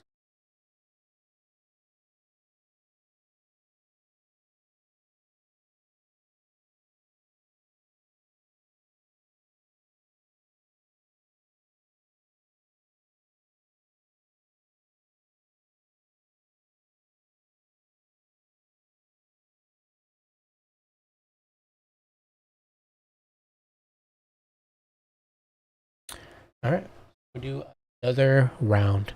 Fortunate for Beaver that they didn't get any more matches, but it is what it is. Quite unfortunate.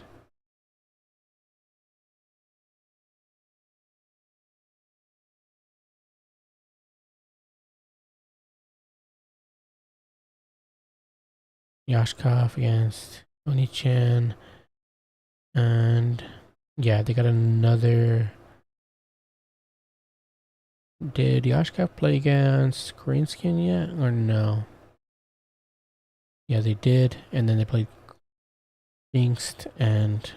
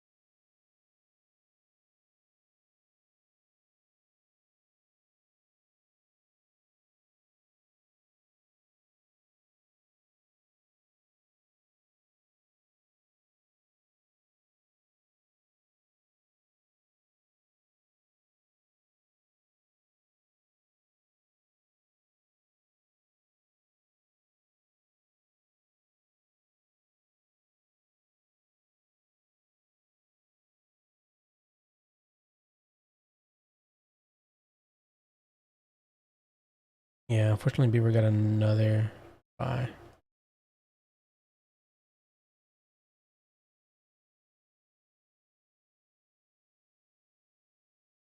Let's see if I can give Beaver a match. Yeah, it's just so unfortunate that Beaver.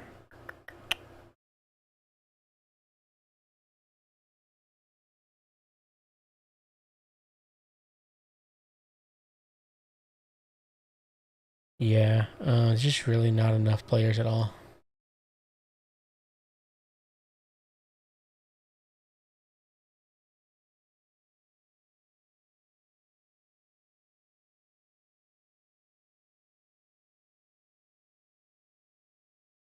Mission match.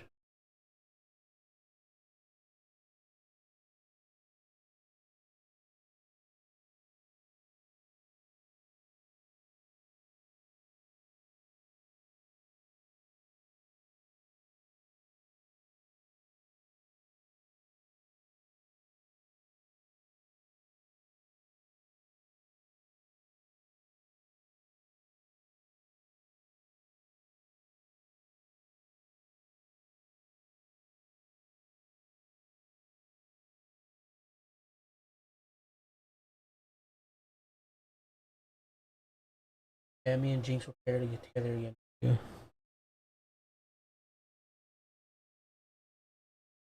Yeah, it's just unfortunate. That's just how it is with such a low player count. I'll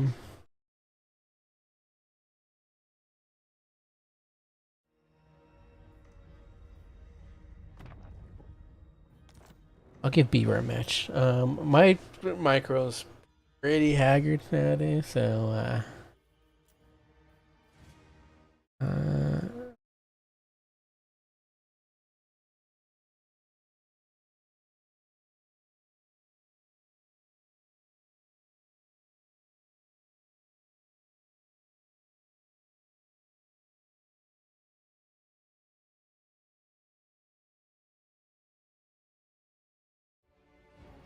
oh Nardu, look at you. Perfect timing. I'm gonna play your favorite faction ever.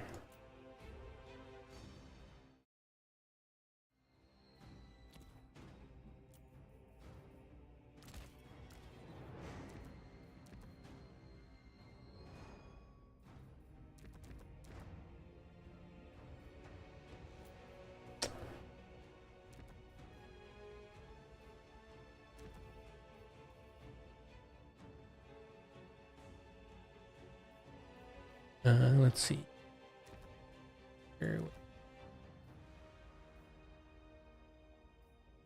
By the way, I don't care about the blocker. It's fine. Just in case anybody's gonna ask. Against Vampire Ghost.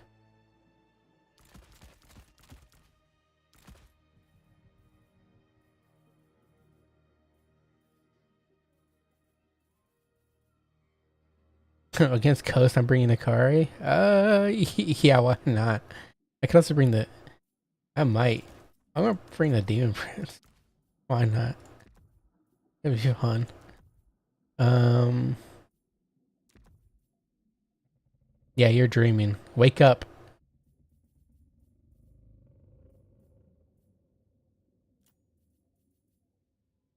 Wait, does he have? He does have Withering? I could use. I might. Yeah.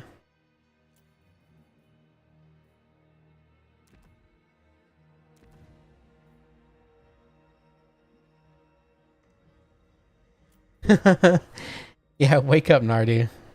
You're in. You're at work. You're not actually here. You're watching a stream. What else can I go with?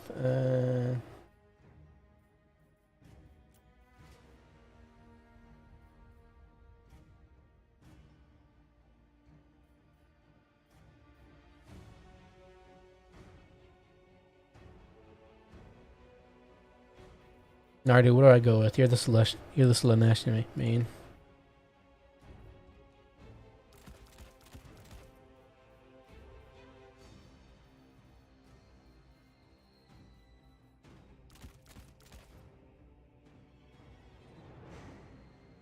Obviously, I need fiends, right? I put one fiend in the back pocket. Two fiends in the back pocket. Bring more. Bring more Dorado Marauders, obviously. Bring three of those guys actually. I need obviously something to deal with crabs.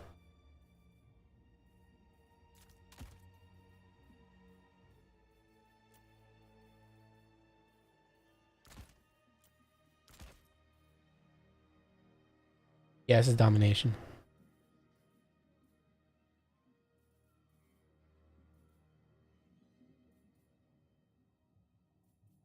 I think fiends can already deal with crabs. There's a thing. I don't even think I really. The Marauder Horseman could be okay in the back pocket just to have like.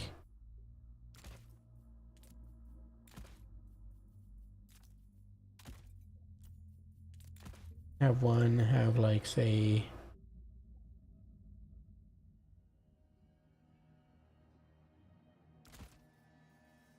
Yes. Yes.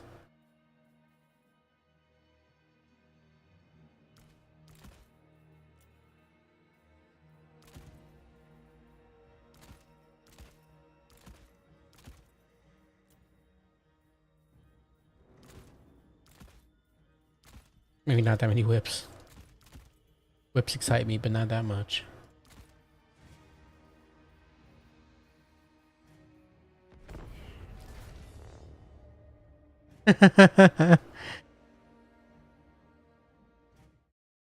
Yes, play domination, Ardu. Yes.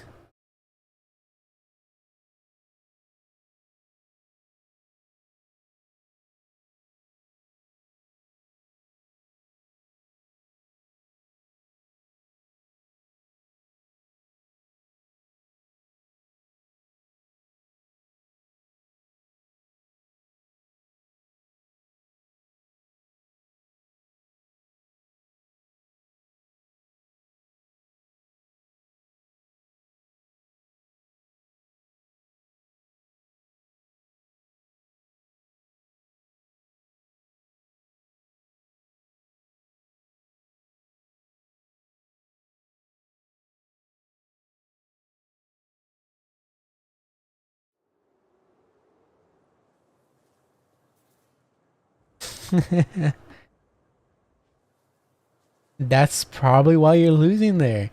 Switch over to the better game mode, domination, and then you win. Guarantee it. 100% certified. I'll throw a lizardman stamp on that certification.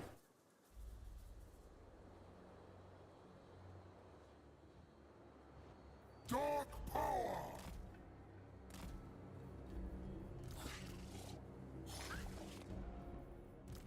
Marauders of Slanesh!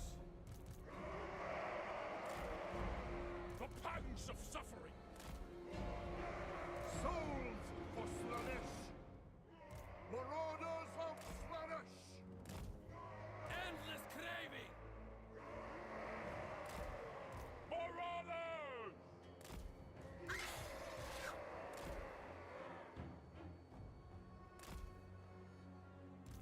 Pain and despair!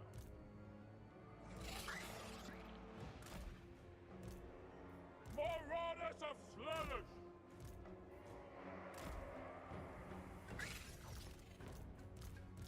Souls for Slanesh! Bring us souls!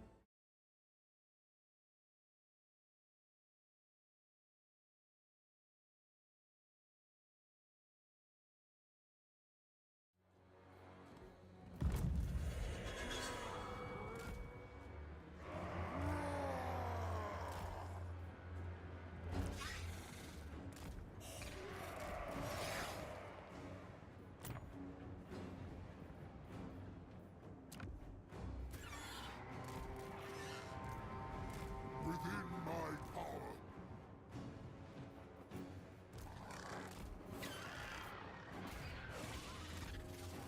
Yet to stop.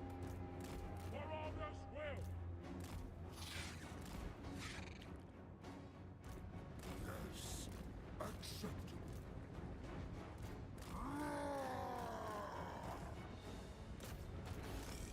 Keep moving. Ouch. I'm moving.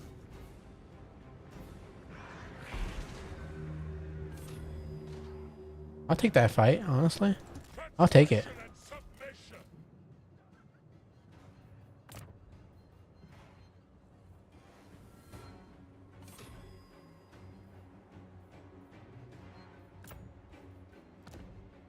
Marauders! Yo, back off, Mongol. Your problem. Find a victim! Guided by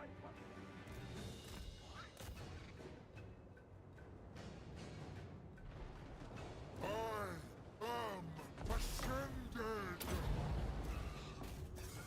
Interesting. Endless craving. Spreading ruin! Follow the blood! Searching for battle! Yeah, it was kind of a waste of a cast there.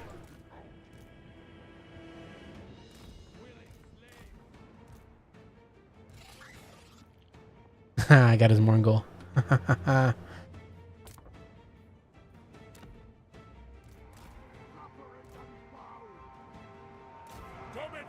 or death! Good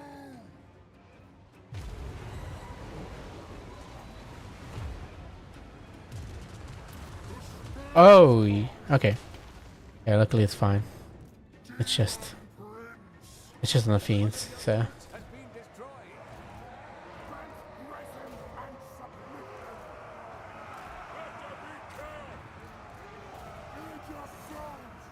Demon Prince!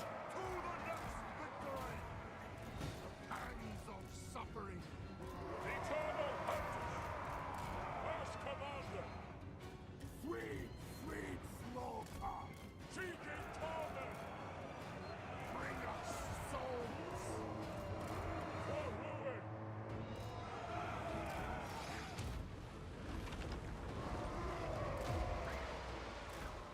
Finding fresh soap! Pain and despair! Over there! Unbridled chaos! Look at me! Glorious! Champion of the gods! The pangs of suffering! In destruction's name! To the next victory! Driven by pain! Bringing doom! Hellstriders of Slanesh! Thanks. Those fiends are dead. Fun with those guys. Glorious devastation! Of course. Hellstriders! On the hunt! The eternal hunters! Endless craving!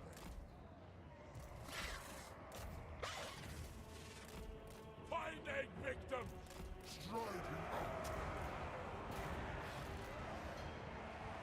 Guided by hunger! Slay them! Marauders of Slanesh! Bomb power! March and scourge! Fear our speed! Sent by chaos! There, prey! Over there!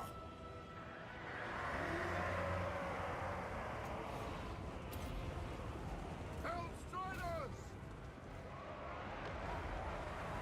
The eternal hunters! Drinking blood! Marauders! Bring us soap! Consume them! Seeking Slanesh's embrace!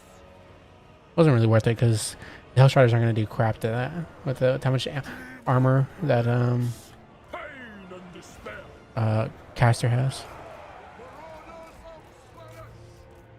On the hunt! Born killers! Marauders never fail! Star princes, marauders!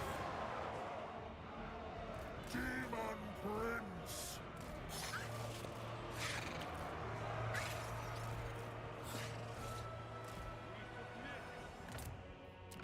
Sneaky bloat. Oh, I'm about to sacrifice the Furies to it. No, get away from me, the dreaded bloat. Chaos unleashed! It would have been better to send the Cav to it, but Endless craving! For Slanesh himself! it's fine. The sacrifice. We earned it. Keep moving. Some sacrifices must be had, I guess.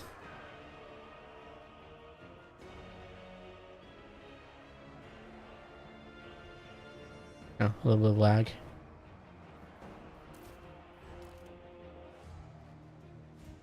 Some pretty bad lag, actually. I think it's just like straight up dead.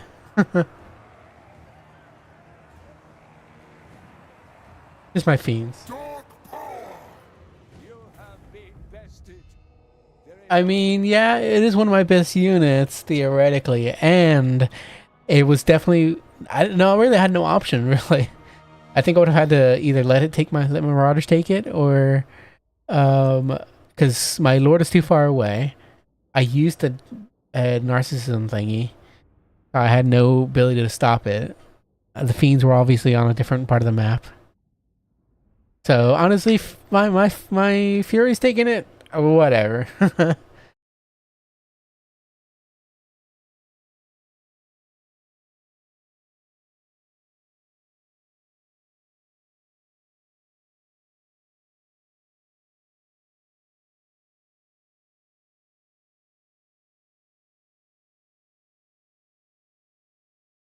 Oh, their game crashed. That's what happened. It's just my fiends, honestly.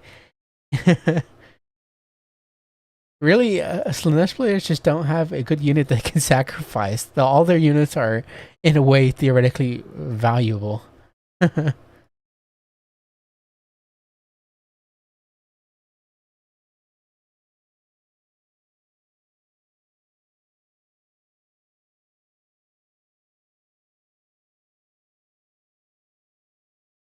Yeah, for a rematch. So let's do that.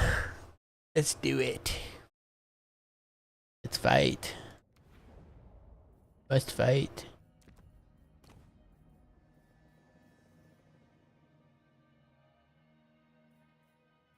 How about on...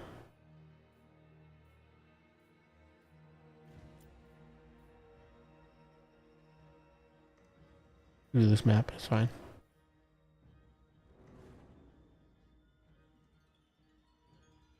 I'm not sure if that makes Slanesh the best. I think that makes Slanesh tough to have to play. The people who play them.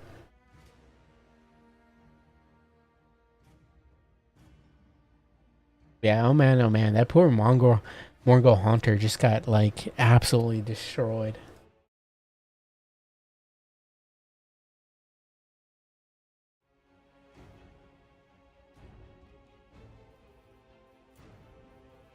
Let's see.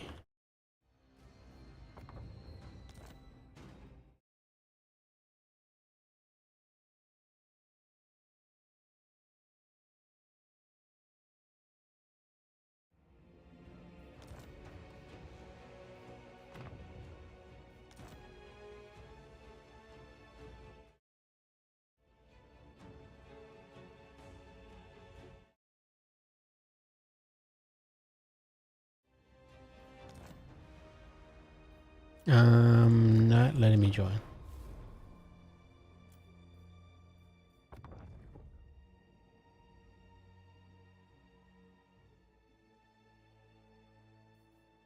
Yes, yes. Yeah, cool.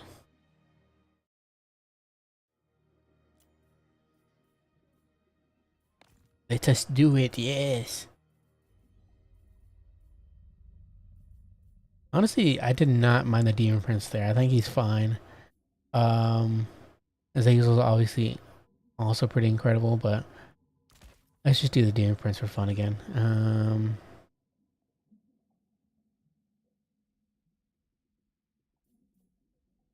Could also do Nakari.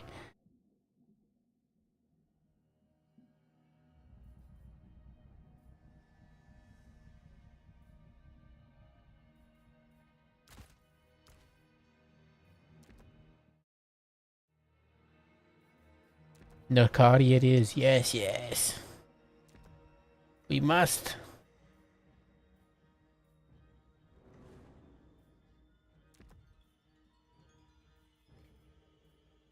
I bring his Whistler sword? Yeah, why not? Why not? Why shouldn't I?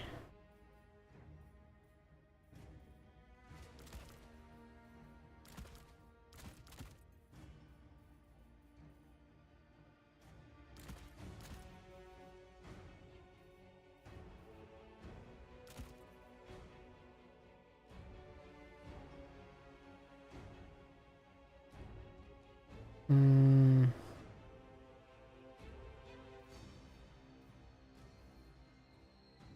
Yeah, just something like that. That's fine.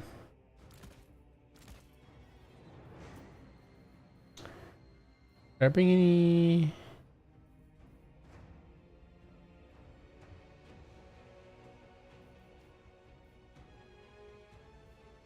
Garner could be pretty fun. another fiend. More Hellstriders again.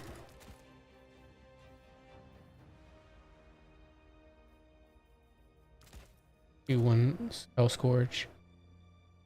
Do some Chaos Warriors, that'd be pretty fun.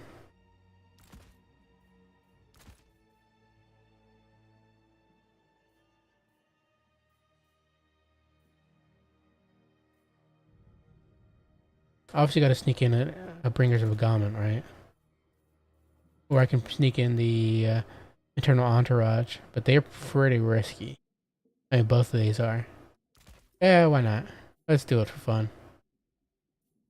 Why not, shall we? Why shouldn't we do it? Let us. What else?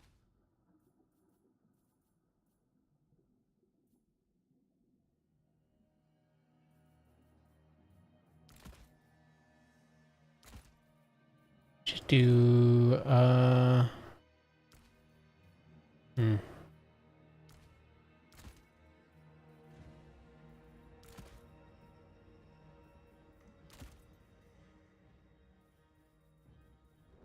Sure, why not? Who cares? Let's go. Let's do it. Let's just fight.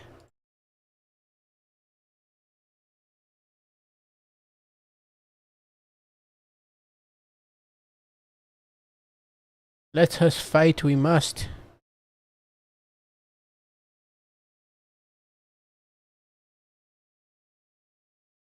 Have you been busy? I barely play nowadays, honestly. I play like maybe once, twice a week. A lot of times it's just me watching rather than playing. We must fight.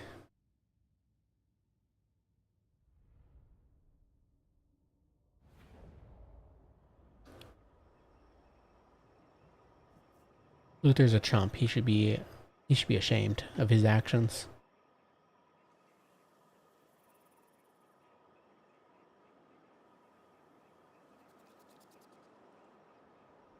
I just noticed I still have the cinematic camera on. Whatever, it's fine. Maybe I just play better with cinematic camera.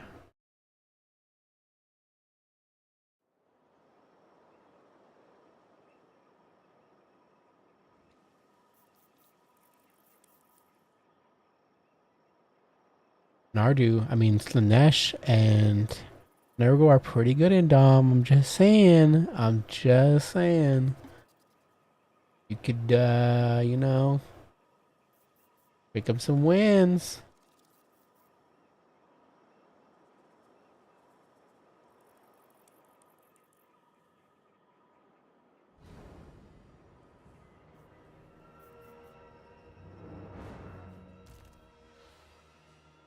Yes, let us fight.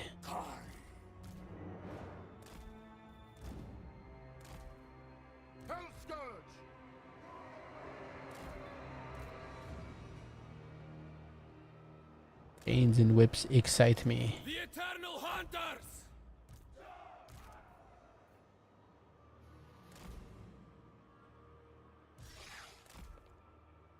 Endless craving. The Eternal Hunters! Bring us soul!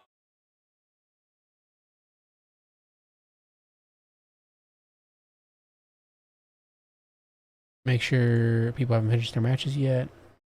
Not yet. People are still battling it out. I think it's actually just one The pangs of suffering! that haven't finished their matches yet. Moving. To the next victory! The Prince's Marauders!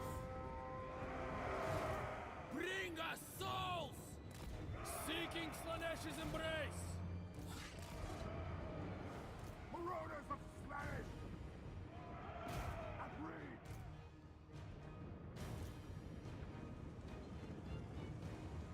Drag us to the thrones! Seeking torment! Anywhere in the Cardi asks!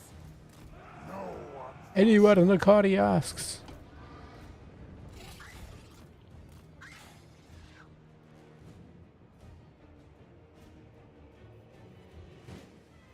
Marauders of Slanesh! Finding their souls. Finding victims. Guided by hunger. Souls for slaughter. At once. Dark Princess Marauders! Driven by pain. All spurred. Pangs of suffering.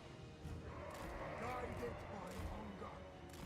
Finding fresh We souls. have a victory point. Keep it from the foe.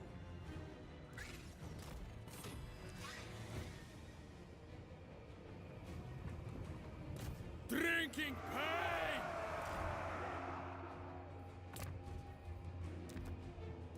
Fear our speed! We dance for Nakari! Ow, that was dirty. Victory! Charge! Seeking torment! Rose of the shade! March and scourge! Souls! Unleash power! For chaos!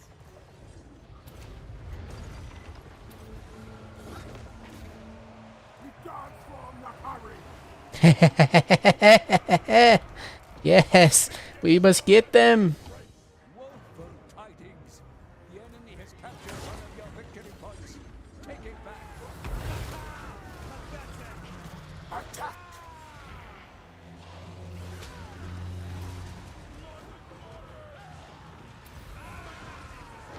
For Slanesh himself!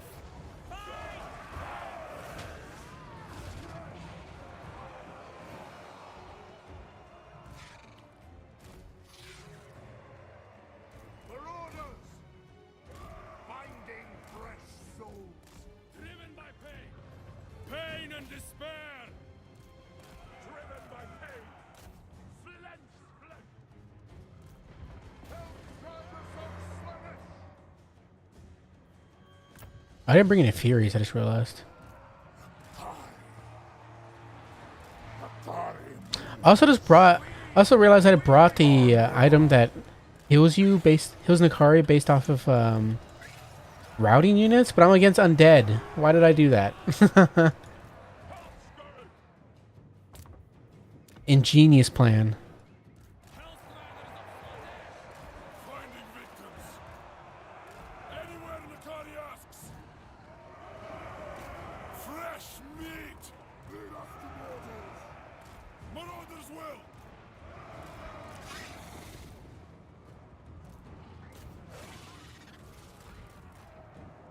Pain and despair!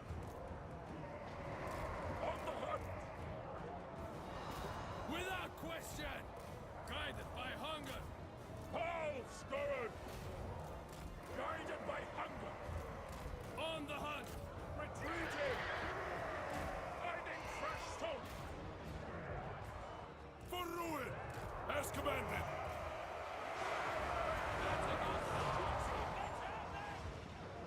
Stride! Now!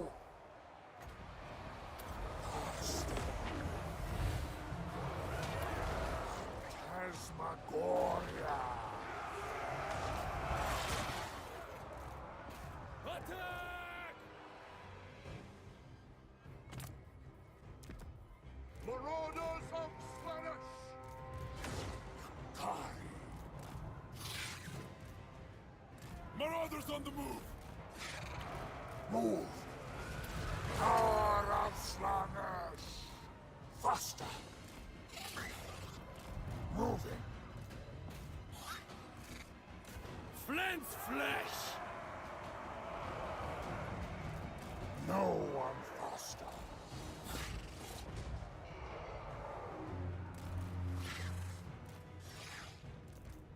Seek and Slanesh's embrace! To the next victory! At once! Go! We are in agreement. Guided by hunger. Onward.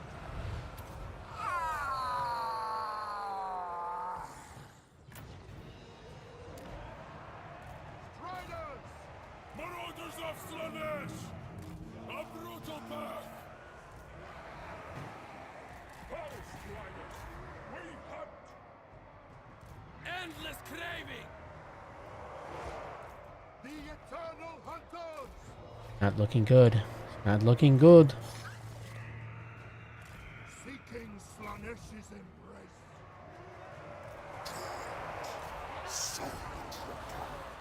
They we dance for Nakari! Dark Princess marauders! Spreading ruin! Follow the blood! We smell slaughter!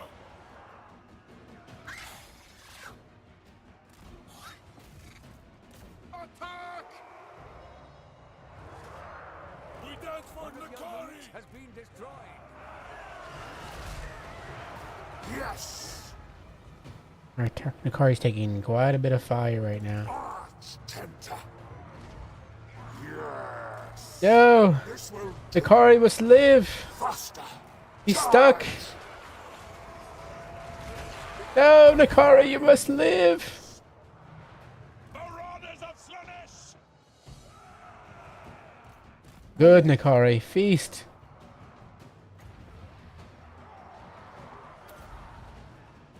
Transgression and submission! Torments me! Pursuing torment! Marauders of Slanesh! You must feast, Nakari. Lacerate them!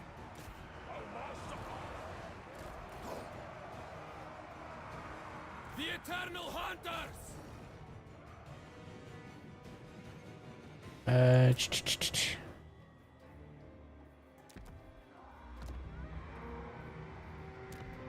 Pain is a gift! This hunt is done! Lead us to mortals! Drag us to the swords!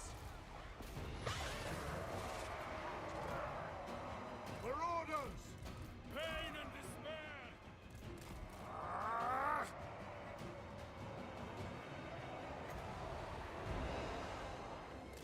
Moving! Souls for Slanesh! No fear! No regret! They will succumb! We flee! The Eternal Hunters!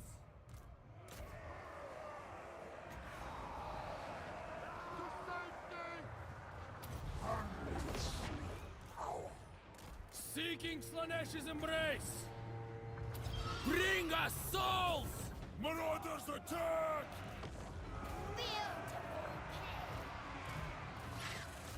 Bring us souls! Seeking Slanesh's embrace! Marauders! Pain and despair! Endless craving! Subtle servants of Slanesh. Charge! Driven by pain! Marauders of Slanesh! Marauders on the move! Bend to our will. For Slanesh himself! Driven by pain! Seal to our steeds! Hunt them down! Faster! Pain and despair! The debauched one. Marauders! Decadent thievers. A flurry of talent. Therewith. One of your units has been destroyed.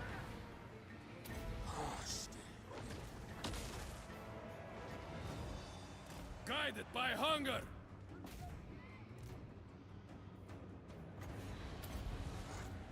Tasmagoria! Souls for Slanesh! Exalted demonettes of Slanesh. Guided by hunger! Glorious! Marauders of Slanesh!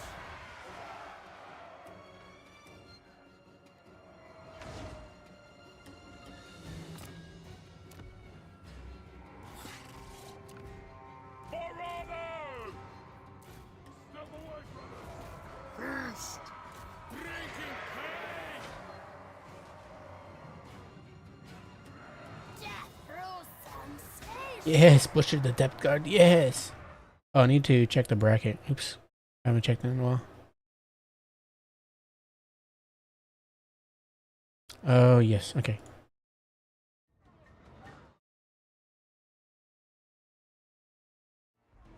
I'll just do that real quick.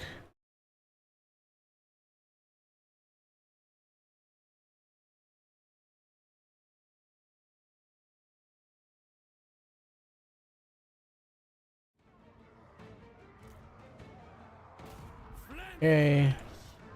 Spreading ruin.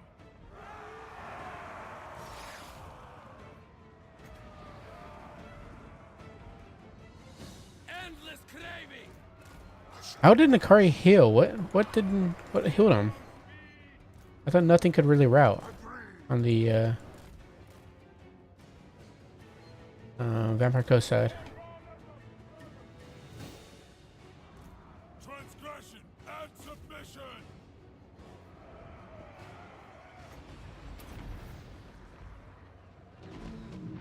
Come on, go! Rampage him! Wonderful. Will they get the charge off though before they route? Yes, beautiful. Okay, Slanesh is great. So fun. Ending glory is yours. Um.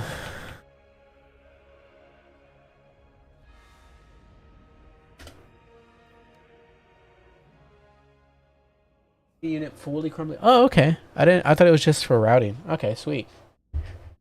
Or like wavering or routing. Awesome. I didn't know that. 3,061 value in the card.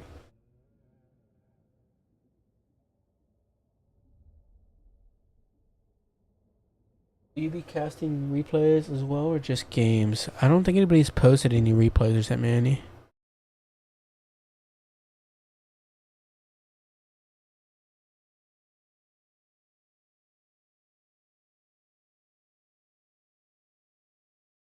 Yashkov.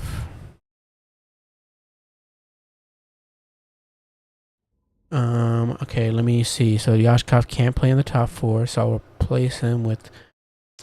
Is there anybody that could take his spot in that? Let's see. What was his score in there?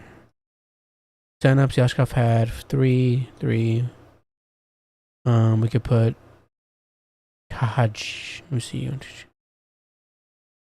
Okay, we could put Dropcon in there.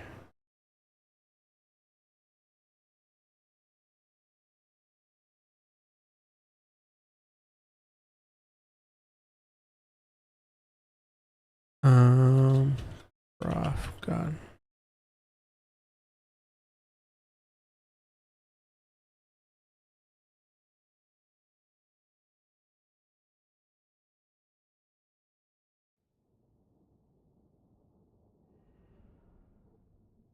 I mean, I like Slanesh.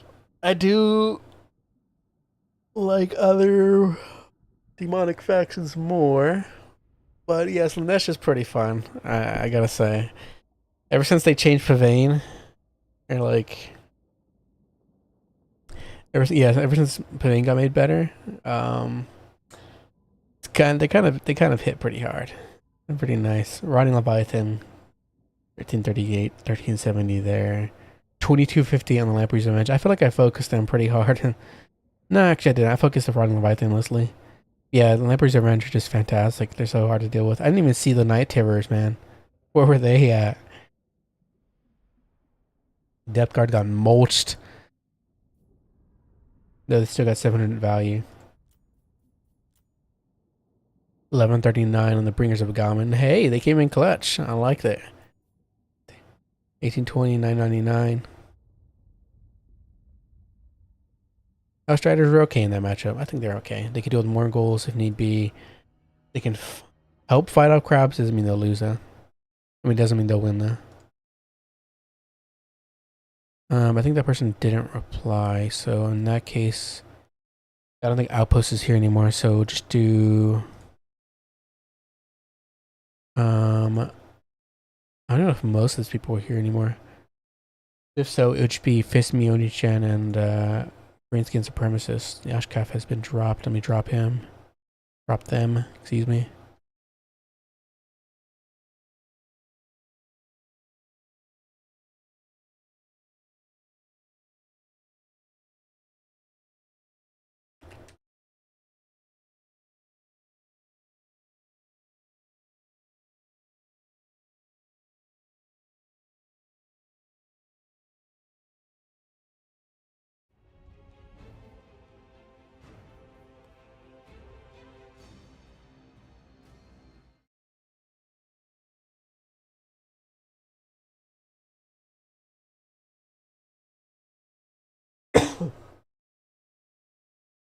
Are you undroppable?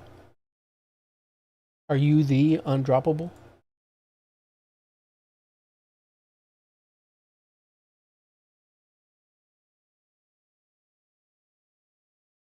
Let me finalize the...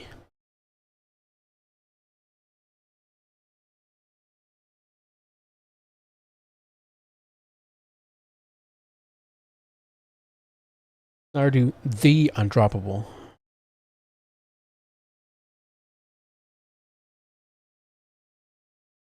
I think that should be your title.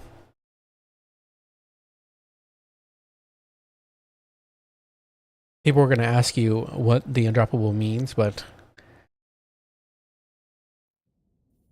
it's okay.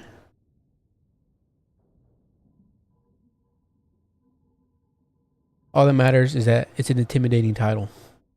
Like, against the undroppable, who the heck is the undroppable? What does that even mean?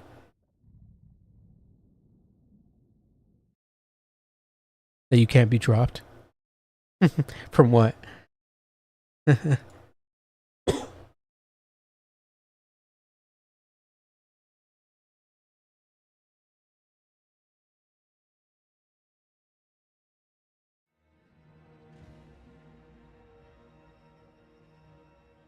What if those two are playing right now?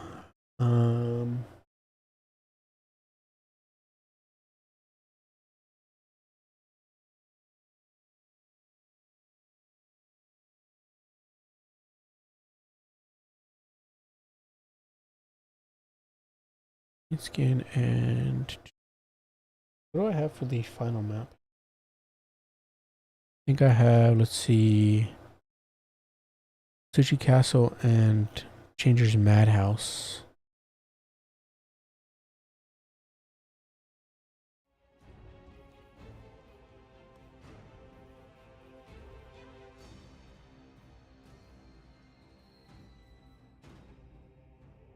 Yeah, I love this block.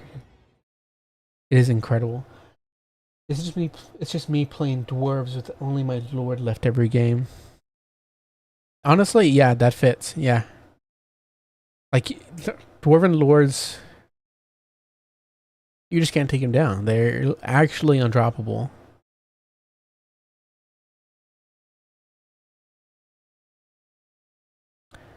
Yeah, I don't know if the players are actually playing in the top four. I know.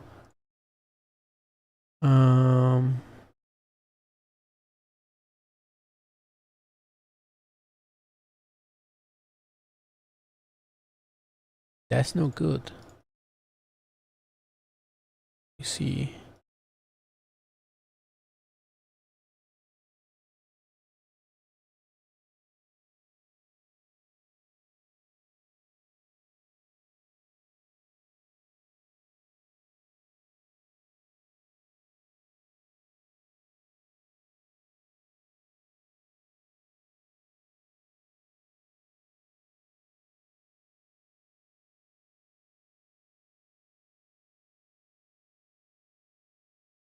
Let me see if they're actually. I'm gonna message them.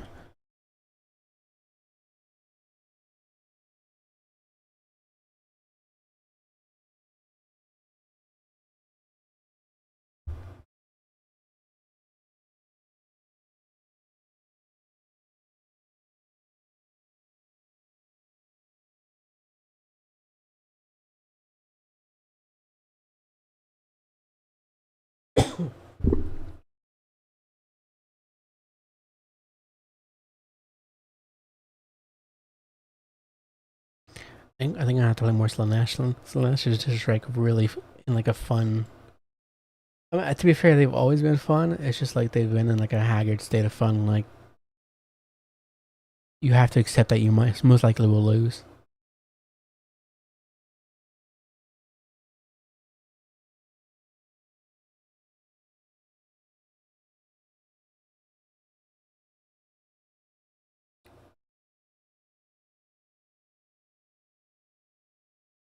Yes, everybody needs a moniker. You got Big JP.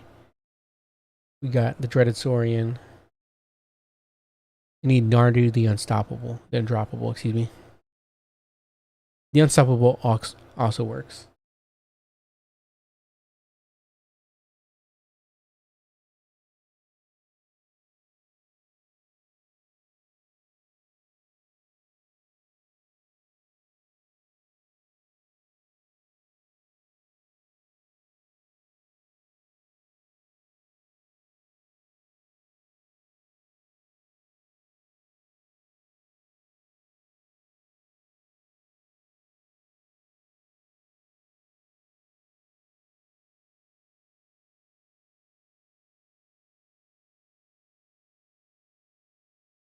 Well, that's because you play Slanesh. Now, if you played, oh, like Corn, then you'd be changing that to to I win all the time.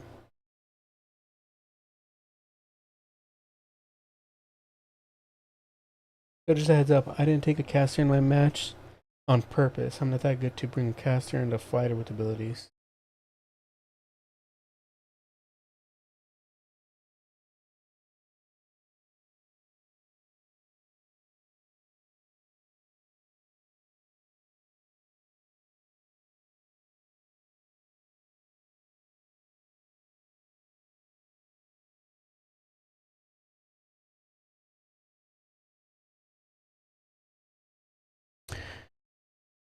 Uh, I understand that. Yeah. As a newer player, there's a lot to micro, and I definitely understand. The thing is, though, is that casters themselves are pretty cheap. On the off chance that you do bring it and you do forget it, it's not that huge of a deal simply because of like it's not a huge loss. So say if you bring Norskin side, you do bring a caster, you bring say like Shaman Sorcerer. If you're up against at the time you were playing against Empire, I think against Empire you can just go with something easy like you can go fire and you just go like Burning Head just for like their Empire Swordsman, or you can even just go with like Death and just constantly just cast Spirit Leech in the background, like only use him as a Spirit Leech bot, put him in a forest and just cast that. If you lose him, he's 375 gold. Well, if you have life leeching, which you should if you're just using Spirit Leech. But if you want like the full kit you typically would see with Spirit Leech, Fedabuna, life leeching, you're losing 670 gold if he gets killed. That's if your opponent even finds him. Say if like on that map in particular. Excuse me.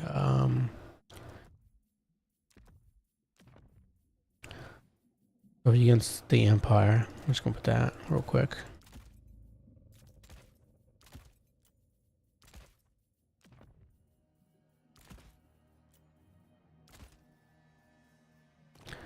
So let's see, Graveyard of Altdorf.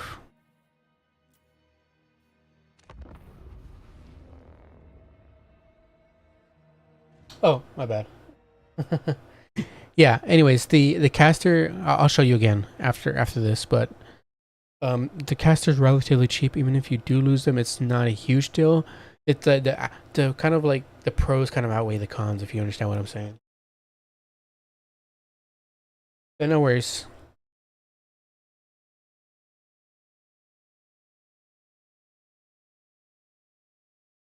If you still want to play Outpost, you can. You can play against Jinxed.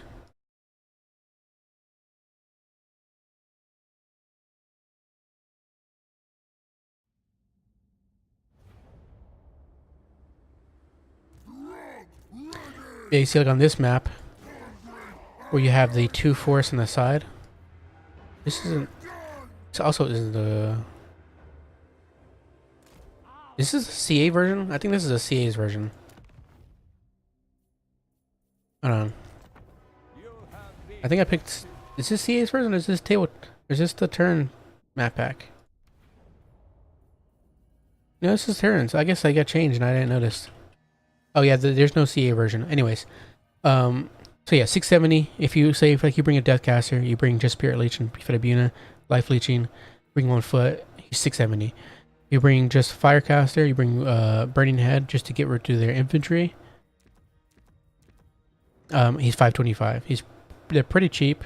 You can even go with a Premier Belfiend just because they have a different lure. They have Lure of Shadows as well. But not only that, they're like kind of better combatants. They have 2735 and they have good with AP with armor and higher leadership, so they can hold themselves a lot longer. So you can have a support go over there to help it. But yeah, they're like a little bit more expensive, about 800. So, but yeah, they're super cheap, and let me see. Put them on foot. You can always put on horse. He's not that much more expensive on horse. 725. That just gives you opportunity to move him around, so it's worth it for sure.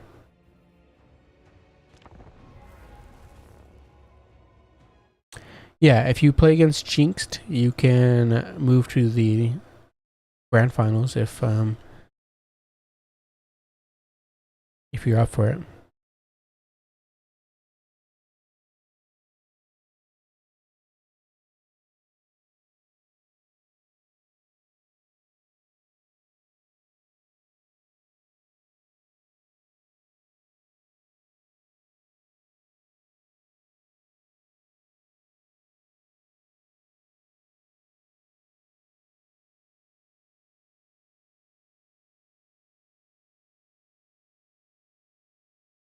Yeah, no worries. I sent them. I posted it in the channel.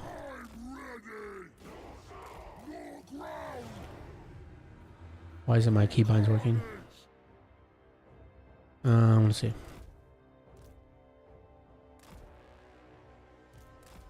You can just keep him in the forest there. I have him on horseback, but if you have him on foot, he has a little more survivability. He's just not as fast, obviously.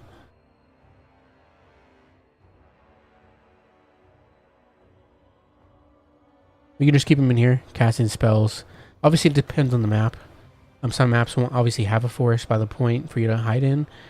But again, if you forget about them, it's not a huge deal. But just having them there is definitely worth it.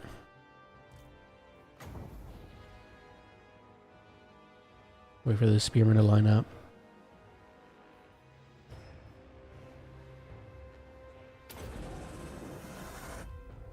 And if you get that one burning head off, you already providing some good utility there. You do damage, and you probably provide a leadership debuff.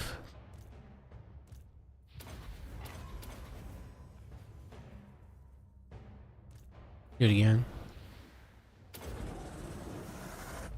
Provides that kindle flame and then burnt debuff as well. If anything starts chasing him, you just go away.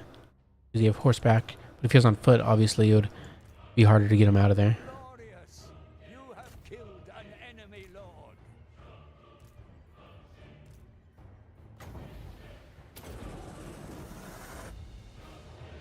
Obviously, that was a terrible cast. What was I doing there? But you get the picture. With Spirit Leech, you can just use that to constantly, like slowly whittle down their caster, just like use it on their caster or their lord, if they have no healing. Okay, good luck, Outpost.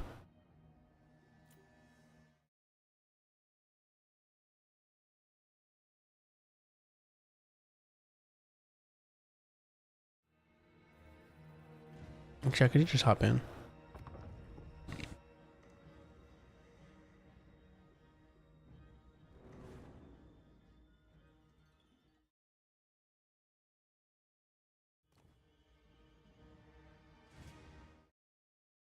I don't even know if the other two are playing right now. So if they're not, we can just call this the finals.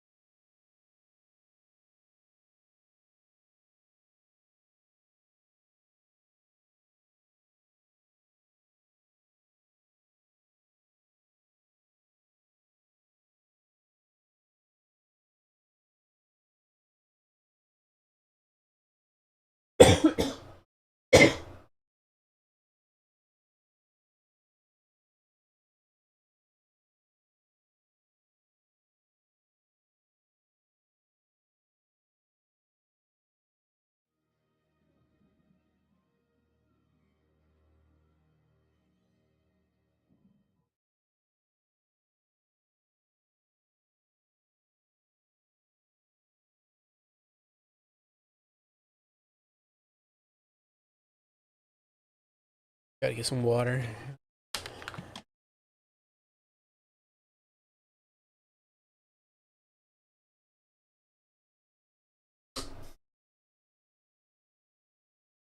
Man, I don't know how I'm still sick, but I am still freaking sick.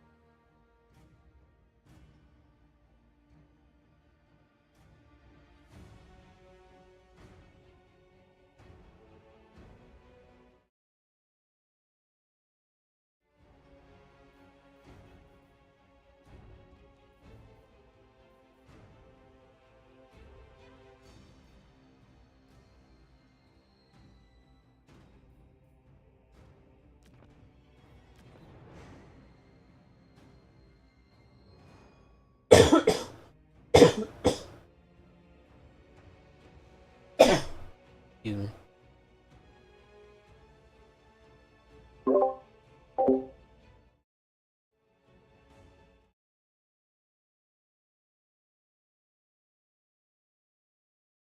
I don't know how often I'm freaking coughing at this point. I probably need to set up a mute.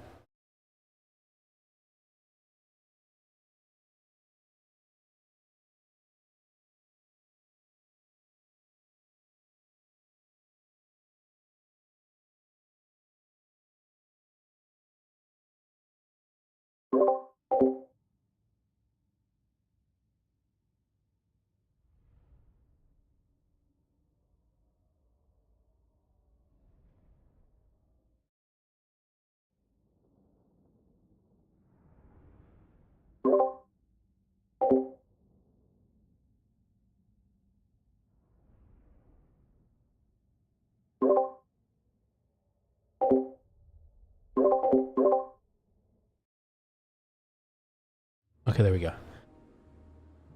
Just coughing my freaking lungs out. For the Empire, we do have a General of the Empire on a Griffin. That's pretty freaking awesome. It does have Ruined Fang for that weapon string increase. This is cool because you would never see this guy ever in a serious tournament, but new player tournament, definitely opportunity to bring him, and I love it. Already root him. I can't tell who to root for now. Ruined Fang for that weapon strength increase plus splash attacks, and Charmed Shield for that damage, for that ward save and missile block chance. It also has that blood roar from being on the Griffin. Grendel's Defender, Spearman ROR, and the rest of them are just swordsmen with great swords. We do have the Sigmar's Sons Unbreakable infantry unit with great swords, AP anti-infantry, fantastic at clearing out chaff, and Norska will bring quite a bit of marauders, so definitely worth it. Archers. I know I said that their AP is wasted on marauders, but they're kind of not that great at fighting other elite infantry typically, especially if that other elite infantry has any form of AP. So blending through chaff with the great swords is great. Archers, the whole archer spam as well should do great into, say, mammoths, trolls, giants, etc. They don't have any bonuses large like the huntsmen do, but it's still a volume of fire they have to deal with. Halberds as well. For the Norscan side, we do have actually a mammoth. Wolfric on his mammoth with Fight or Die, Sea Fang, Foe Seeker, Sword of Torgold, and Hunter Champions. Practically his full kit. Cool seeing him on his mammoth. Very expensive on his mammoth, and definitely not typically worth it. Mammoths are pretty bad, but you know, fun. Double Javelin, and we have some Iceborne Marauders. We also have Marauder Horsemen, 3 of them. Gonna be able to get to that point really quickly and capture that. We also have a Sorcerer of Fire. It did take my advice, which is good. They have Burning Head and Flamestorm, plus Kindle Flame. Wonderful. See how this goes. Super cool to see the General of the Empire. I really love it. Not terrible items either. Obviously Charm Shield giving 20% ward save is nice, but it only lasts 17 seconds, which is rough. But Rune Fang is okay. 33%, at 33 seconds you get massive weapon strength increases. And their stats aren't terrible. 47-35, decent AP, 90 armor, and okay age. Leadership at 79 right now with Hold the Line. We do have the Brutes of the Hound summoned in. Should absolutely butcher through swordsmen and the like. Other horsemen did end up capturing that point and are moving over to start throwing their volleys into the backs of the greatsword, which is exactly what they want to be doing. Archers need to start shooting at the moment as Wolfric gets up to the point. They're moving way too closely, and Wolfric will be able to punish that. He's just gonna run right through the spearmen. He needs to be forced path through the spearmen and get on top of the archers, as he's gonna start taking a lot of damage very quickly. The General of the Empire is coming over. He needs to turn around. He's starting to take way too much damage, as the spearmen do have charge bonus versus large, charge defense versus large, and charge reflection. So his little charge there into the brace spearman was not really great for him. He needs to pull out now, as he's taking way too much damage. Please, outpost, please take him out. Wolfric is gonna die, and that's gonna lose so much value there. Marauder Horsemen also get taken out by the Empire Knights. But again, it's their new player, so their micro's gonna be stressed quite a bit over here. So right now they're pretty focused and can't micro these guys out.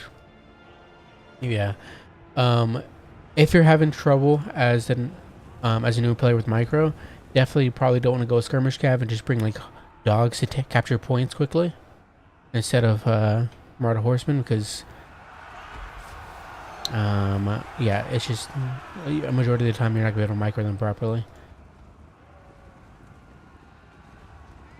Wolfric is taking, unfortunately, quite a beating, and the Empire is much higher in value at 3,000. You get a Flamestorm going through the archers, which is okay. I definitely think I would have preferred that on the halberds or like these great swords, because if you could see from the, what is the caster here? So the caster, the Flamestorm has 35% AP, so it's pretty good AP values that can do fantastic work against blobs, against like armored infantry, like the great swords. That would have done so much work against them, even if it meant sacrificing some of your marauders. Against like lower armored, cheaper chaff like archers, you could just like burning head them. That would be a perfect opportunity for a nice burning head, just ripping through these guys. But yeah, typically I'd use like Flamestorm on like more heavily armored targets and more like less spaced out. Like the archers have a looser formation, while something like the halberds, which are in combat right now, have this like The gap is not tight at all. Oh my god, the blocker. Guys, I'm so sorry. Thank you, Fisho. Yikes, yeah. Sorry about that. That's, you know, it happens. Yeah, that's tough. That's really rough.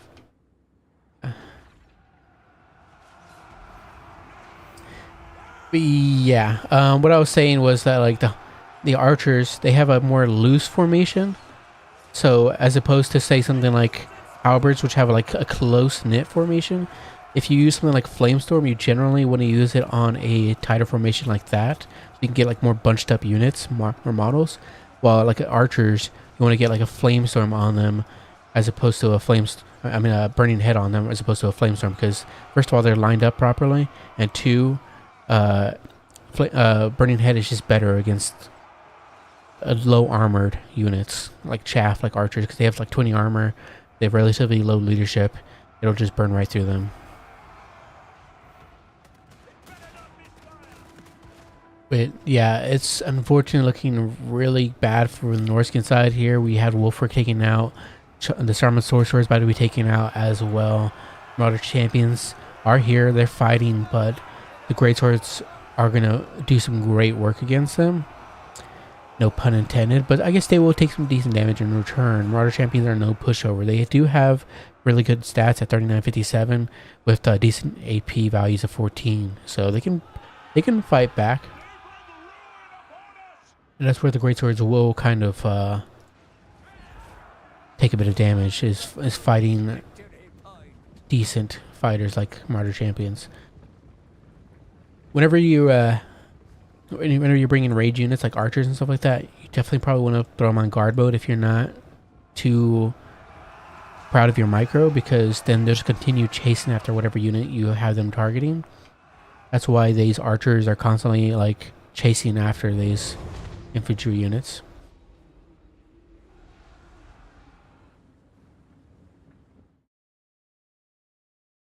Man, that sucks. It really sucks I had the blocker on. Yeah, as you can see, the Marauder Champions are holding on for quite a bit, despite being up against anti-infantry AP greatswords. We do have the Javelin summoned in, and we have some Norskin Ice Wolves that were finishing off. What was it? I don't know what they were fighting at the moment, but they are going to be coming over to the field, and we do have some more Skin Wolves as well. Get sent in the Ice Wolves to get on top of the Free Company Militia, but the Skin Wolves could also be decent as well, but they're more specialized for anti-large. But keeping these Javelins up and making sure they fire in at the General of the Empire is going to be the trick here to screening that guy out. But it seems like he's going to be going straight for the Norskin Ice Wolf, which is the better play because you can tear route them rather quickly. They only have 33 leadership at the moment, so very, very easy to get out, take out, or tear route. Demograph Knights pushing through. We do get some Demograph Knights here. That's pretty awesome. They do have fear and okay stats. The issue is that they only have 32 models and not that great of HP. The stats aren't that wonderful either. But they will do great into Skin Wolves, especially when they get the charge and the Skin Wolves don't. The Skin Wolves are definitely going to lose that fight, though the Javelins should start shooting into them and start getting some good work in. Archers are going to start shooting back, however, and return some good fire into them.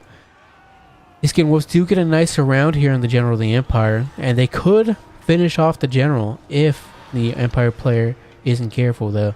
Once they finish off these Norskin Ice Wolves, they can send in the Depgriffs to around the Skin Wolves. Excuse me, I am struggling here. I'm sick here, so occasionally I just like choke up because I have like all sorts of bad stuff in my nose. I'm just stuffed up at the moment. But yeah, Skin Wolves do get routed off thanks to the Demogryphs coming to support their general. Empire Knights push off the Javelins, unfortunately, and despite the help of the Skin Wolves, who, if they were armored, would help out a lot in this engagement, but they unfortunately are not the armored variant. Marauders pushing in. It's looking pretty bad for the Norskins at the moment with a 3-point hold from the Empire. Up to 10k gold damage value compared to 6,000 from the Norskin side. Unfortunately, losing Wolfric that early on was so drastic. So what was missed earlier, thanks to my blocker, was there was a staunch line of spearmen, like here or so, and considering Wolfric is on a mammoth, he's a large target. So if you're charging into braced spearmen, braced meaning like spearmen that are front face looking at your unit and are stood still, they're braced. And spearmen have charge defense versus large. So what that means is that negates the charge bonus, or at least I think the large target gets half their charge bonus on their charge. And not only that, some of the damage is reflected back to Wolfric because they also have, what is it called? Charge reflection. So charge reflection meaning that they'll send back the damage to the unit charging them. So Wolfric just like charged into a staunch line of spears and stood there. Especially because that's how Wolfric is. That's how mammoths are. Mammoths have really bad charge animations. So they just kind of stand still. And they don't push forward. But yeah, on that case, you want to like brute force Wolfric past the line and get on top of your back targets like handgunners or archers. You just want to right click on them, on the unit in the back. But yes, the Flamestorm did a lot better this time. Getting through that swordsman there, and it just like took away like half their HP, like almost more than half of that, like 60%, 70% or so. That was a beautiful Flamestorm. But yeah, point 3 still in the hands of the Empire. Point 2 remains in the hands of the Empire as well. And in point 1, the Norskin tried to push towards it, but unfortunately, I think the Empire just has too much of a stranglehold at the moment. Best bet is, I mean, there was an opportunity to like brute strike for 1 point, which is like generally your best option whenever you have, whenever you're this down bad. Actually, no. I think in that case with like Norska, you'd want to like space out towards 2 points to try to stress out their micro. But the issue is you're not going to have a lot of supply points, right? So you got to make a gamble, and that's the only way you're making your way back into the fight.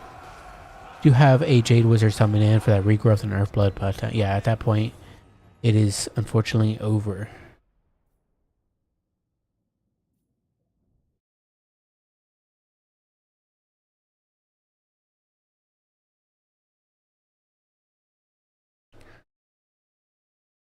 But it was pretty cool seeing the General of the Empire there, 2100 value there, and everything else. Great source, how they do 789, 822, 423. Yeah, as you can see, even though the caster got sniped out the first time, he still managed to get his value back, even on horseback. And it provided some good utility, clearing out infantry draft. Obviously, it just takes some experience to figure out how spells work and what are the good placements for them. 537. Everything else did fine. I do like armored skin wolves and to the Empire simply because you do have that armor to mitigate some of that like charge damage from like Empire Knights, which is generally what's brought. But obviously, armored skin wolves will lose to Demigryph Knights. I believe so. Might be a close fight, but I'm not sure. But yeah, well played. It was just quite unfortunate to play with Wolfric there. Losing out on that 3,000 gold damage value lead was awful. Or giving your opponent the gold damage value lead was pretty terrible. Was quite unfortunate.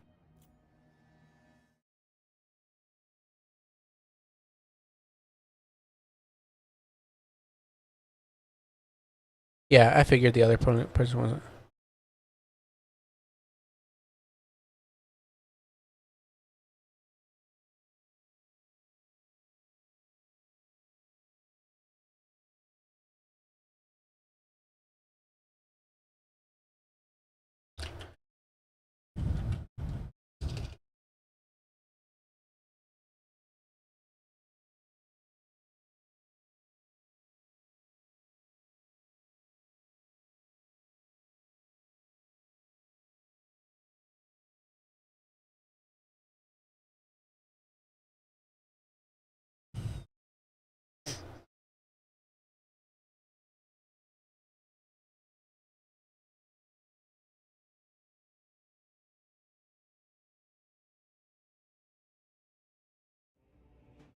Let's see. Let me put that person.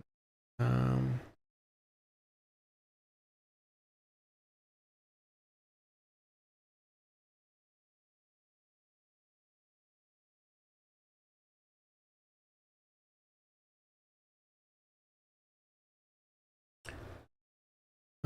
let's see.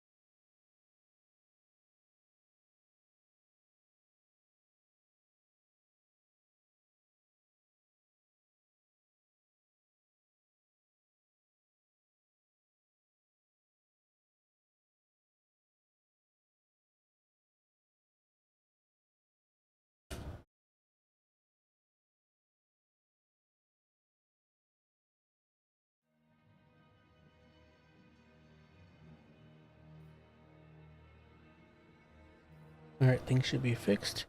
Let me fix this. Oni-chan.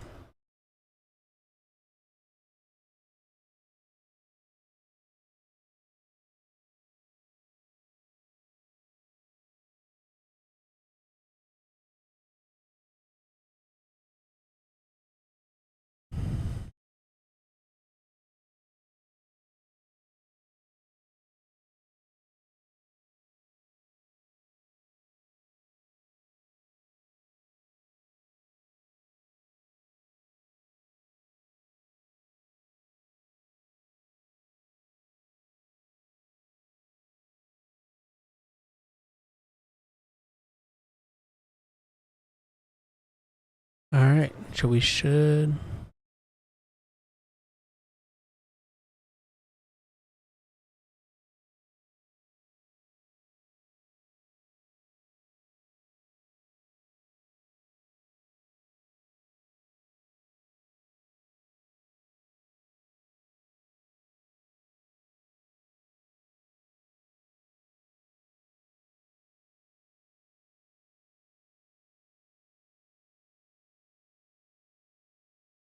This is going pretty late, but it is what it is. It happens with cases like this where people drop out and whatnot.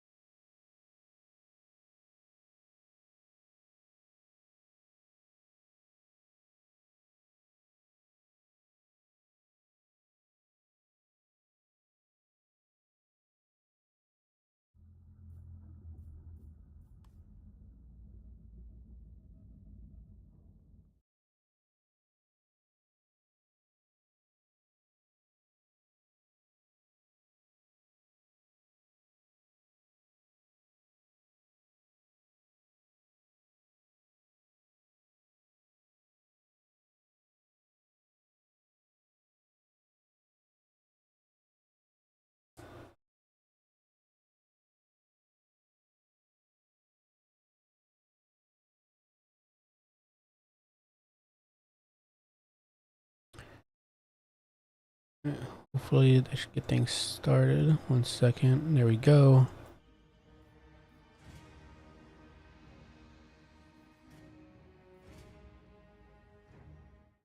I'll make sure to take off the blocker this time.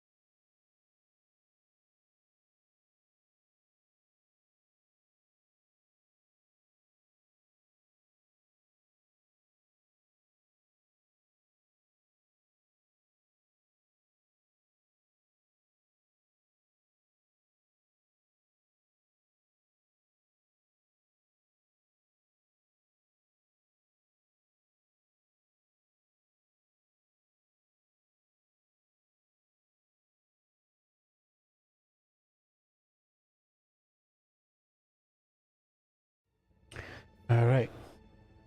So we do have the Empire versus the Greenskins. Will the Wa overcome the Empire, or will the Empire hold back the Green Tide?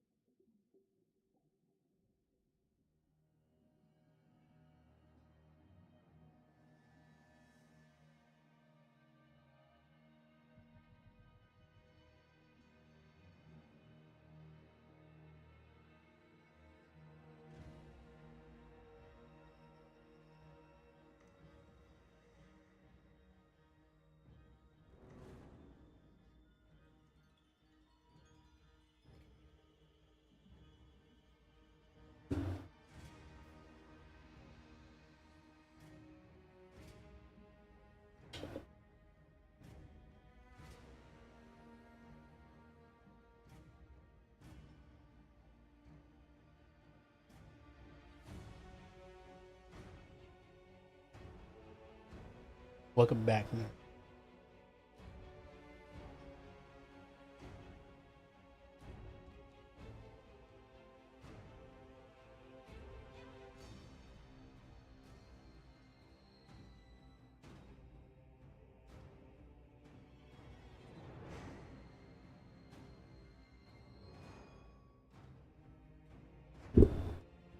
Artie, you were supposed to be here to tell me that my blocker was still up. What the heck?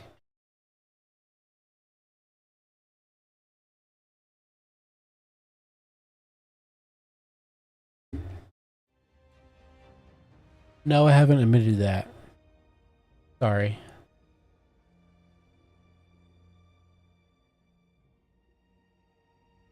I did admit, though, that Skaven are the cutest. Yes, yes, and they did nothing wrong.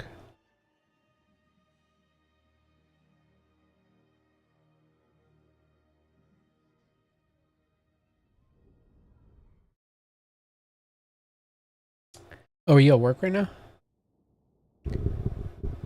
Take your lunch, Nardu. The company is losing money while you're working.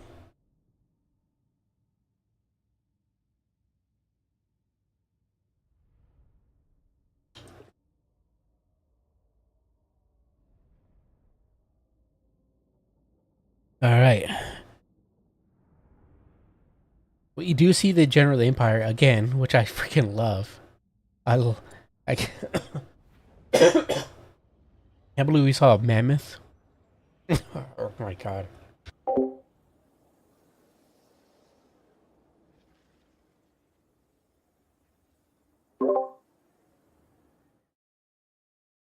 I am suffering. Oh my god. How am I still sick? It's like 2 weeks freaking later, almost 3 at this point. This is awful, man. Nurgle, I really think Nurgle really hit me with a bad sickness. How else would this be happening right now?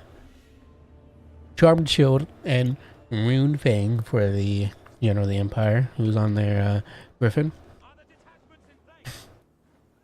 And then we do have some grenade launchers. Jeez, man.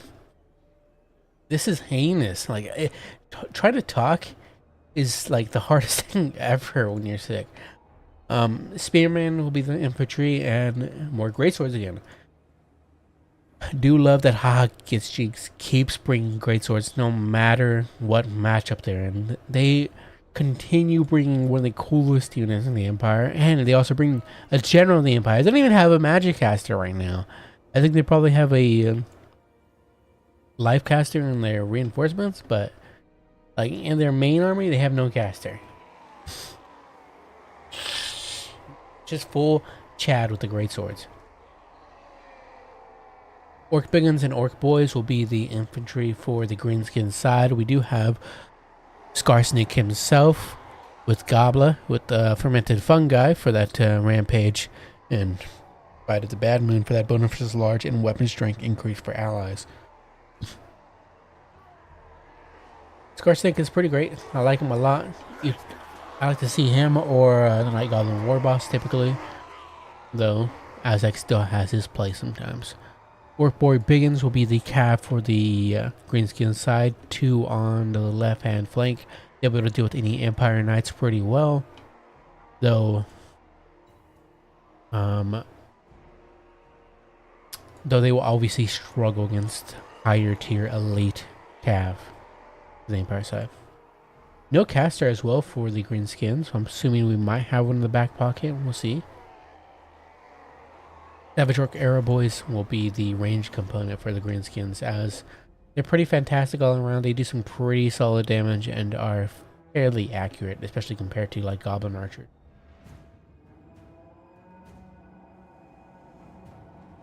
I have a cough and it's 2.5 weeks. Dude, I don't know what both of you and I got, but this is like heinous. And it happened around the same time that we both got sick. Like, what did we do to inflict Nurgle's wrath? Is it because you've been playing Slaanesh? Is that why? Have you cursed us both? Because my God, I'm still coughing. Like 2.5 weeks in, like you said. And not only that, I'm freaking like my nostrils and like the back of my throat are just filled with mucus. It's awful. Trying to talk right now is just like such a pain. But we do get a nice grenade launcher volley right into the front of those Orc Boys, and some pretty solid work. The Greenskin player wasn't unfortunately reactive enough to be able to shoot them with the archers. We really need to get them shooting up right now, and they start turning around. Maybe they'll start shooting. Yeah, there we go. They're starting to brace. Will the Empire player notice and pull them back in time? No, I think they're going to take a volley. We'll see here. They also deliver a volley into those Orc Boys. Though a lot of it is missing as they go up this hill. Still some solid damage there. But yeah, they take barely any damage in return. The Savage Arrow Boys took forever to shoot. These Spider Riders also need to go over to start screening them out as well. But the Empire does take 1 point, 0.3. We do need a Greenskin unit staying on that point. Orc Boy Biggins, or just like one of the Spider Riders, will probably be the best bet. Keeping them back on this point and taking it back is you really need to make sure to capture that, because otherwise your Empire player is just taking free points right now. Point 2 going to the Empire, but is now going to most likely start switching over to the Greenskin side with all this cap weight. And you right now, because of the change to, actually, did they change it? I can't remember if they did or not. I thought they did. They can show cap weight though for infantry. Like you can see, Orc Boy Biggins infantry have 5 cap weight, and right now they have more infantry on the point than the Empire.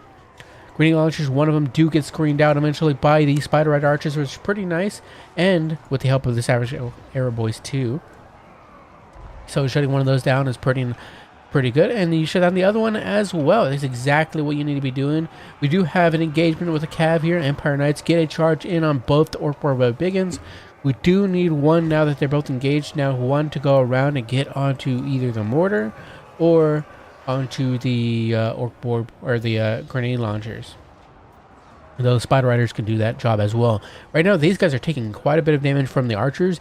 They need to peel out and get out of that range of fire, or be sent into melee on the grenade launchers or the archers. Point 1 still in the hands of the Empire, though we do have some Night Goblin Squig Hoppers being sent over. We do have the first wall of the game popped. Going to be giving that melee stat increase, weapon strength increase, and it's going to do some great work. I think it provides leadership too. Yeah, ITP, which is pretty nice. Skarsnik battling now here with the General of the Empire, and I would say it would be a great fight for the General of the Empire, but he is fighting with Orc Biggins at the moment, which is obviously not great. Orc Biggins do have bonus versus large and decent AP. They're going to be dragging him down, and he does take a whooping, especially with Skarsnik. Skarsnik does have Spider the Mad Boon for that bonus versus large increase, and not only that, he just has bonus versus large himself. He's a decent combatant, so the General of the Empire just takes off a little more than he can chew there, and is forced to retreat. We do have some free company militia summoned in, and they're going to finish off those Forest Goblin Spider Riders. You can probably move over to point 3 and take that back. You have the archers continuing to shoot in, and they're going to...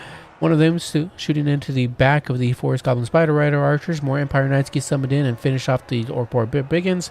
But before that can happen, the mortar's probably going to be shut down here, and they do end up routing. Archers shooting in as well. Archers need to move in past these guys and move over to the point and start helping, because right here there's not much else they can aid with. These grenade launchers as well need to go over and support, because there's a lot of great opportunities here. They can take some, that can pick them.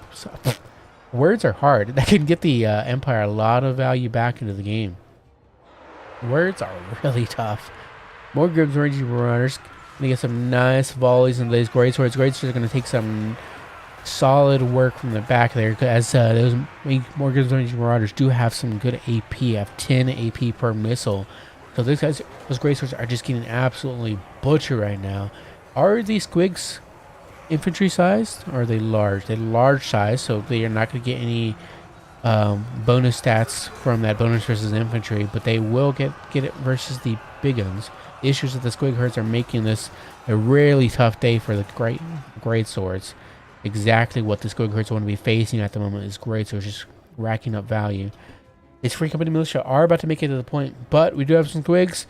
If those free company militia need to turn around and start shooting at those squig herds, but I think it might be too late, and they get a side charge in on them, which is exactly what they want, and they will absolutely mulch this free company. Emperor Knight's going to get a charge in on these Orc Biggins, and despite them having a bonus versus large and making it a pretty bad matchup for the Empire Knights, these guys are relatively beat up, so definitely worth it. And you're mostly just stopping them from getting on top of your archers. So, well played there by the Empire player. Grenade launcher shooting in once again, and now doing some wonderful work. This is exactly where they needed to be. And once they get to this point, when they start hitting some volleys into the infantry of the green skins, they're going to start scrapping their way back into it. The issue is that these Savage Orc Arrow Boys are going to make it a tough day for the Outriders. They're going to start putting in some solid work into them and screening them out. But we do have some more Empire Knights summoned in, probably trying to take back point 1 to get a charge in on the squig herds. Squig herds do have AP, but they are specialized against infantry. So the Empire Knights are perfect at shutting down squig herds. The issue is that there's just too many units here. Goblins, squig hoppas, and then you have Scarsnake coming over as well. They will eventually drag down those Empire Knights. The Mangy Marauders shooting into the Empire Knights exactly where, again, exactly where they want to be shooting into heavily armored targets, so they can use those AP shots to rack up value. And Scarsnake is just keeping them in place at the moment. This is exactly what the greenskin player wants, using one Lord unit, which won't be taking much damage against this, to hold back an entire unit, so there you can get a crossfire in from your range components. Look at that. That's just beautiful work. The Empire Knights are going to be finished off by that finishing charge here from the Orc Biggins, most likely. The piggies are here to play, and the piggies hunt, and yeah, there they go. Empire Knights gone. Jade Wizard finally comes back, but he finally comes in, but he's a little too late to start casting regrowths. The general of the Empire is gone, though. If the general of the Empire comes back, that could maybe, I don't know. No, you need more infantry at the field at the moment.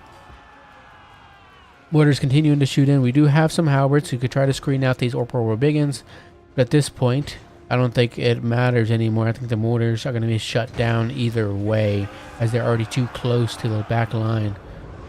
Silver Bullets summoned in, but they need to be sent over here to deal with the Mortar Ranging Marauders, or just shooting in at Scarsnake.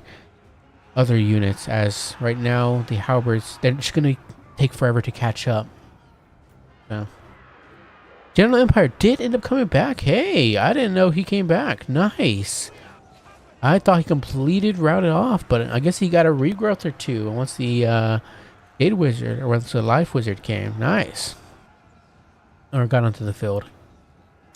General Empire does come over to try to finish off these Orc Biggins, and he is going to terror route them with that Blood Roar and Fear. Pretty nice. Or does he have... Yeah, it's Terror, actually. The terror plus that rear charge and that blood roar is going to absolutely take those boar biggins apart and make them a really terror route. And considering they are right next to the white line, actually no, they didn't go to the white line, so they need to be completely chased off. That could be either with another Empire Knight or something else, but not halberds, because the halberds are just gonna be, they're never gonna catch up to those boar biggins. Silver bullets start getting their volleys in and absolutely take apart those Savage Orc Airboys. Though they do have some physical resistance, it matters not because the silver bullets have magical ammunition. General Empire hops in there and finishes off those Orc Airboys, and that's what I'm talking about. These Griffin fighters for the Empire, with that blood roar and that terror, they can terror route stuff extremely quickly. But now here comes the issue. He gets hit by that that fungi ability that rampages him, fermented fungi, and it also takes his melee defense down a lot.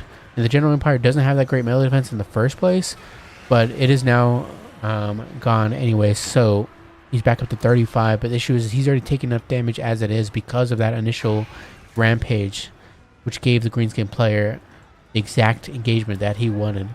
And now the General Empire might either be finished off if Garsnik can get a final hit in there. No, he doesn't get that final hit in, so the General Empire is able to make it away, and now Skarsnik might be finished off here by the silver bullets. We'll see here. But overall, points looking pretty great for the greenskins. The issue is, though, is that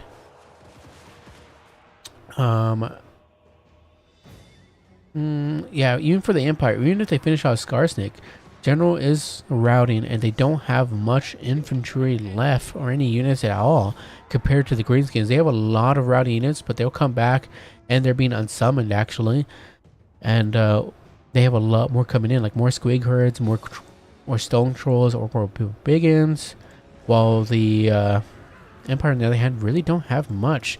These silver bullets need to start turning face and start shooting at the stone trolls or the boar biggins. As right now, shooting at the swamp things is not doing anything good, because right now the Emigrant Knights are blocking a lot of the shots. Obviously, because they won't shoot into their own units, right? But I think at this point, you might as well just make a last stand and shoot at those Warhammer biggins, because they're just going to get a rear charge otherwise on those silver bullets, and you have nothing here to protect them. Yeah, as you can see, they're getting rear charged in the back, and they're just going to immediately fly. Yeah, and they're gone. Might as well have gotten the free value and shooting in.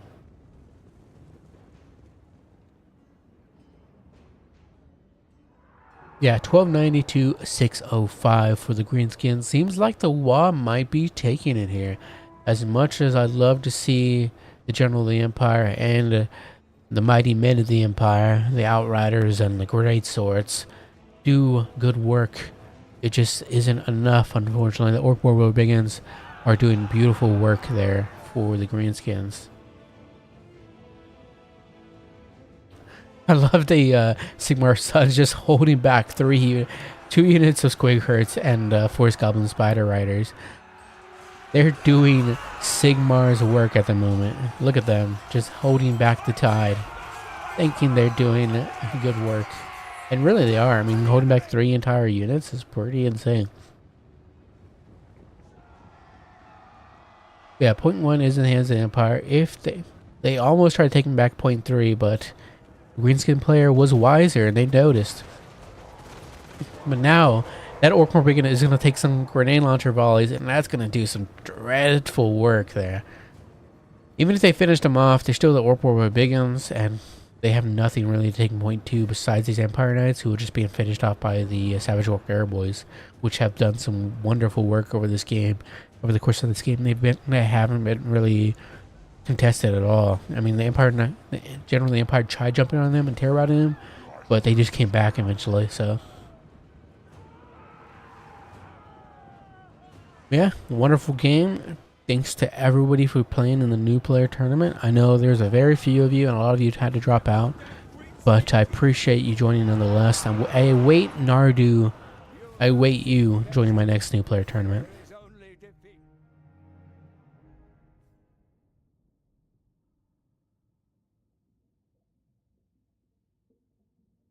We only support Grimgore here. I do like a Grimgore pick, but Scarsnake is cool. You have to admit.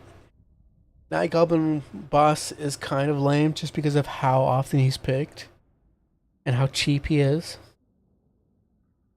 But I do like Grim. I also like Grom. Grom is pretty fun too. Luckily, the mucus part for me is gone, but the cough is annoying. I think I need to repent and only play Nurgle in hopes of hears me. You need to play Nurgle for the both of us because something needs to be done about this. Nightcool's not helping. Daycool's not helping. Teas aren't helping. I'm constantly drinking honey tea to try to help out with my throat, and it's just not doing anything. Nothing is working. I'm praying to Sigmar every day, and I'm getting nothing in return. I'm just suffering.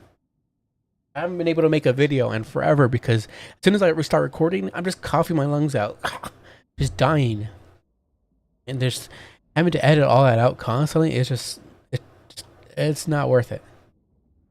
Best I can do is these streams, and even then, that's pushing it because, as you can see, I'm choking up every once in a while to try to say words.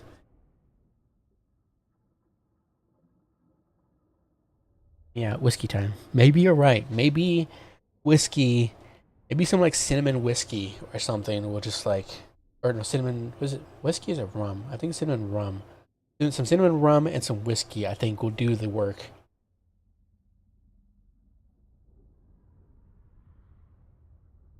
You know what I need? I need like an Estus flask from Dark Souls.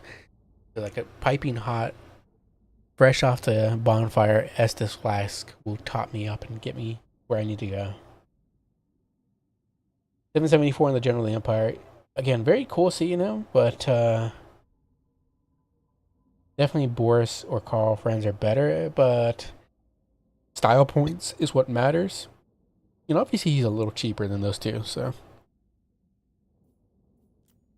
Yeah, bringing the Jade Wizard out a lot sooner would be obviously smarter choice whenever you're bringing a single entity that can't heal itself.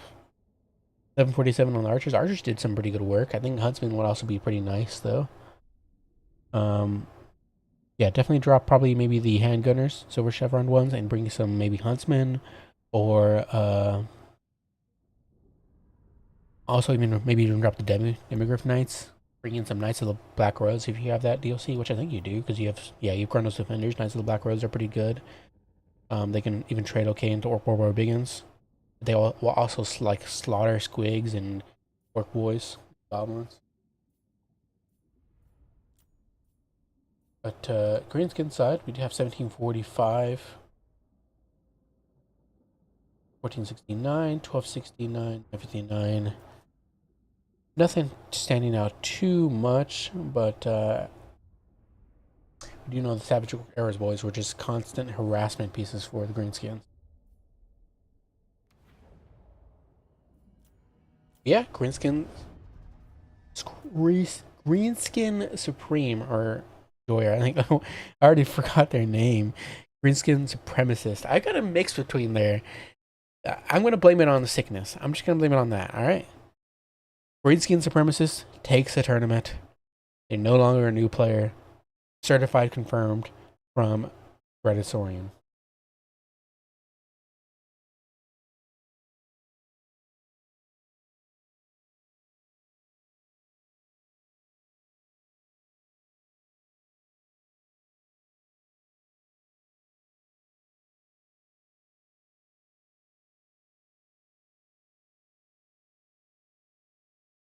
Yeah, thank you guys for joining on in.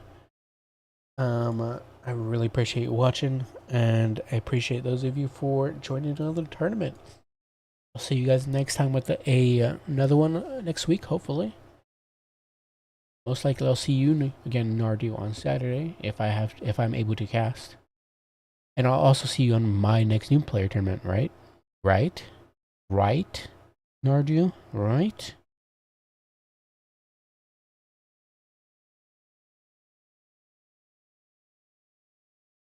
Yeah, I've been getting that bug today where like the unit has full HP. Like I saw Terracotta Sentinel have full HP, yet it died during that game, which was weird.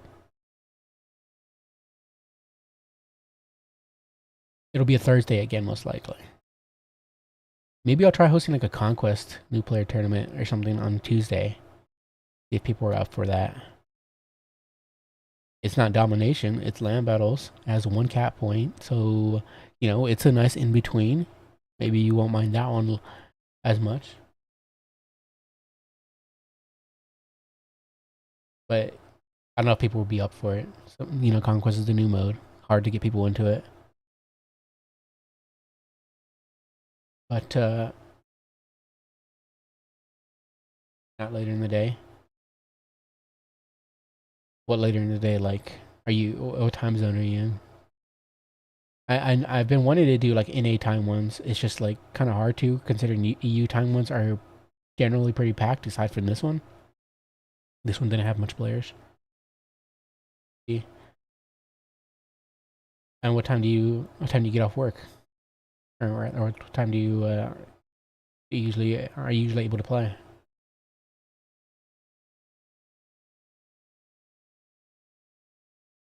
Because as much as I love to host on the weekends, I just unfortunately am not able to. I work on the weekends. Yeah.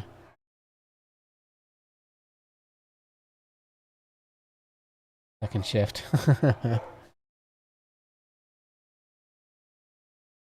Yeah, I can definitely see why you haven't been able to play much. In that case, well, I think what you need is maybe like you need somebody to host the Swiss League, where you can play like 1 match a week. 7 to 8 p.m. work. I might do like. We'll see. Maybe I get a new player tournament on around that time, because I've been wanting to do like later new player tournaments, so like NA players can get in, because again these EU times, obviously most people who work during the week can't play. So oh yeah, I feel you. Whenever yeah, I get you. I'm way too tired after work to be able to play, so do anything really. Literally last Sunday when I got off work, I just passed out on my bed. Like I just laid on my bed and I didn't want to get up. I laid there for like a couple hours because I didn't want to get up, how tired I was. So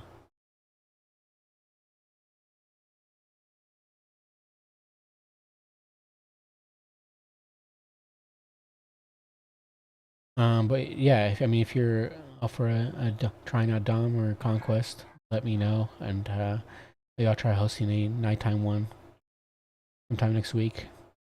Probably both Tuesday or Thursday. But yeah, thanks for hanging out, Nardu. I hope work doesn't suck too bad. I hope you have a good rest of your day. Everybody else as well. As soon as I get back to making videos, I think some of your replays are making it in. Don't worry. Yeah, I appreciate it. I need to get some food too. I have not eaten, so I'm probably gonna eat cheesecake.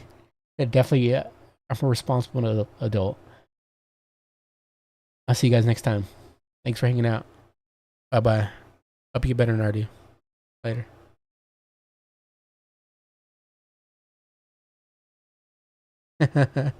Your replays are gonna bring me back up. You see how I've been struggling at even making up to 300 subscribers?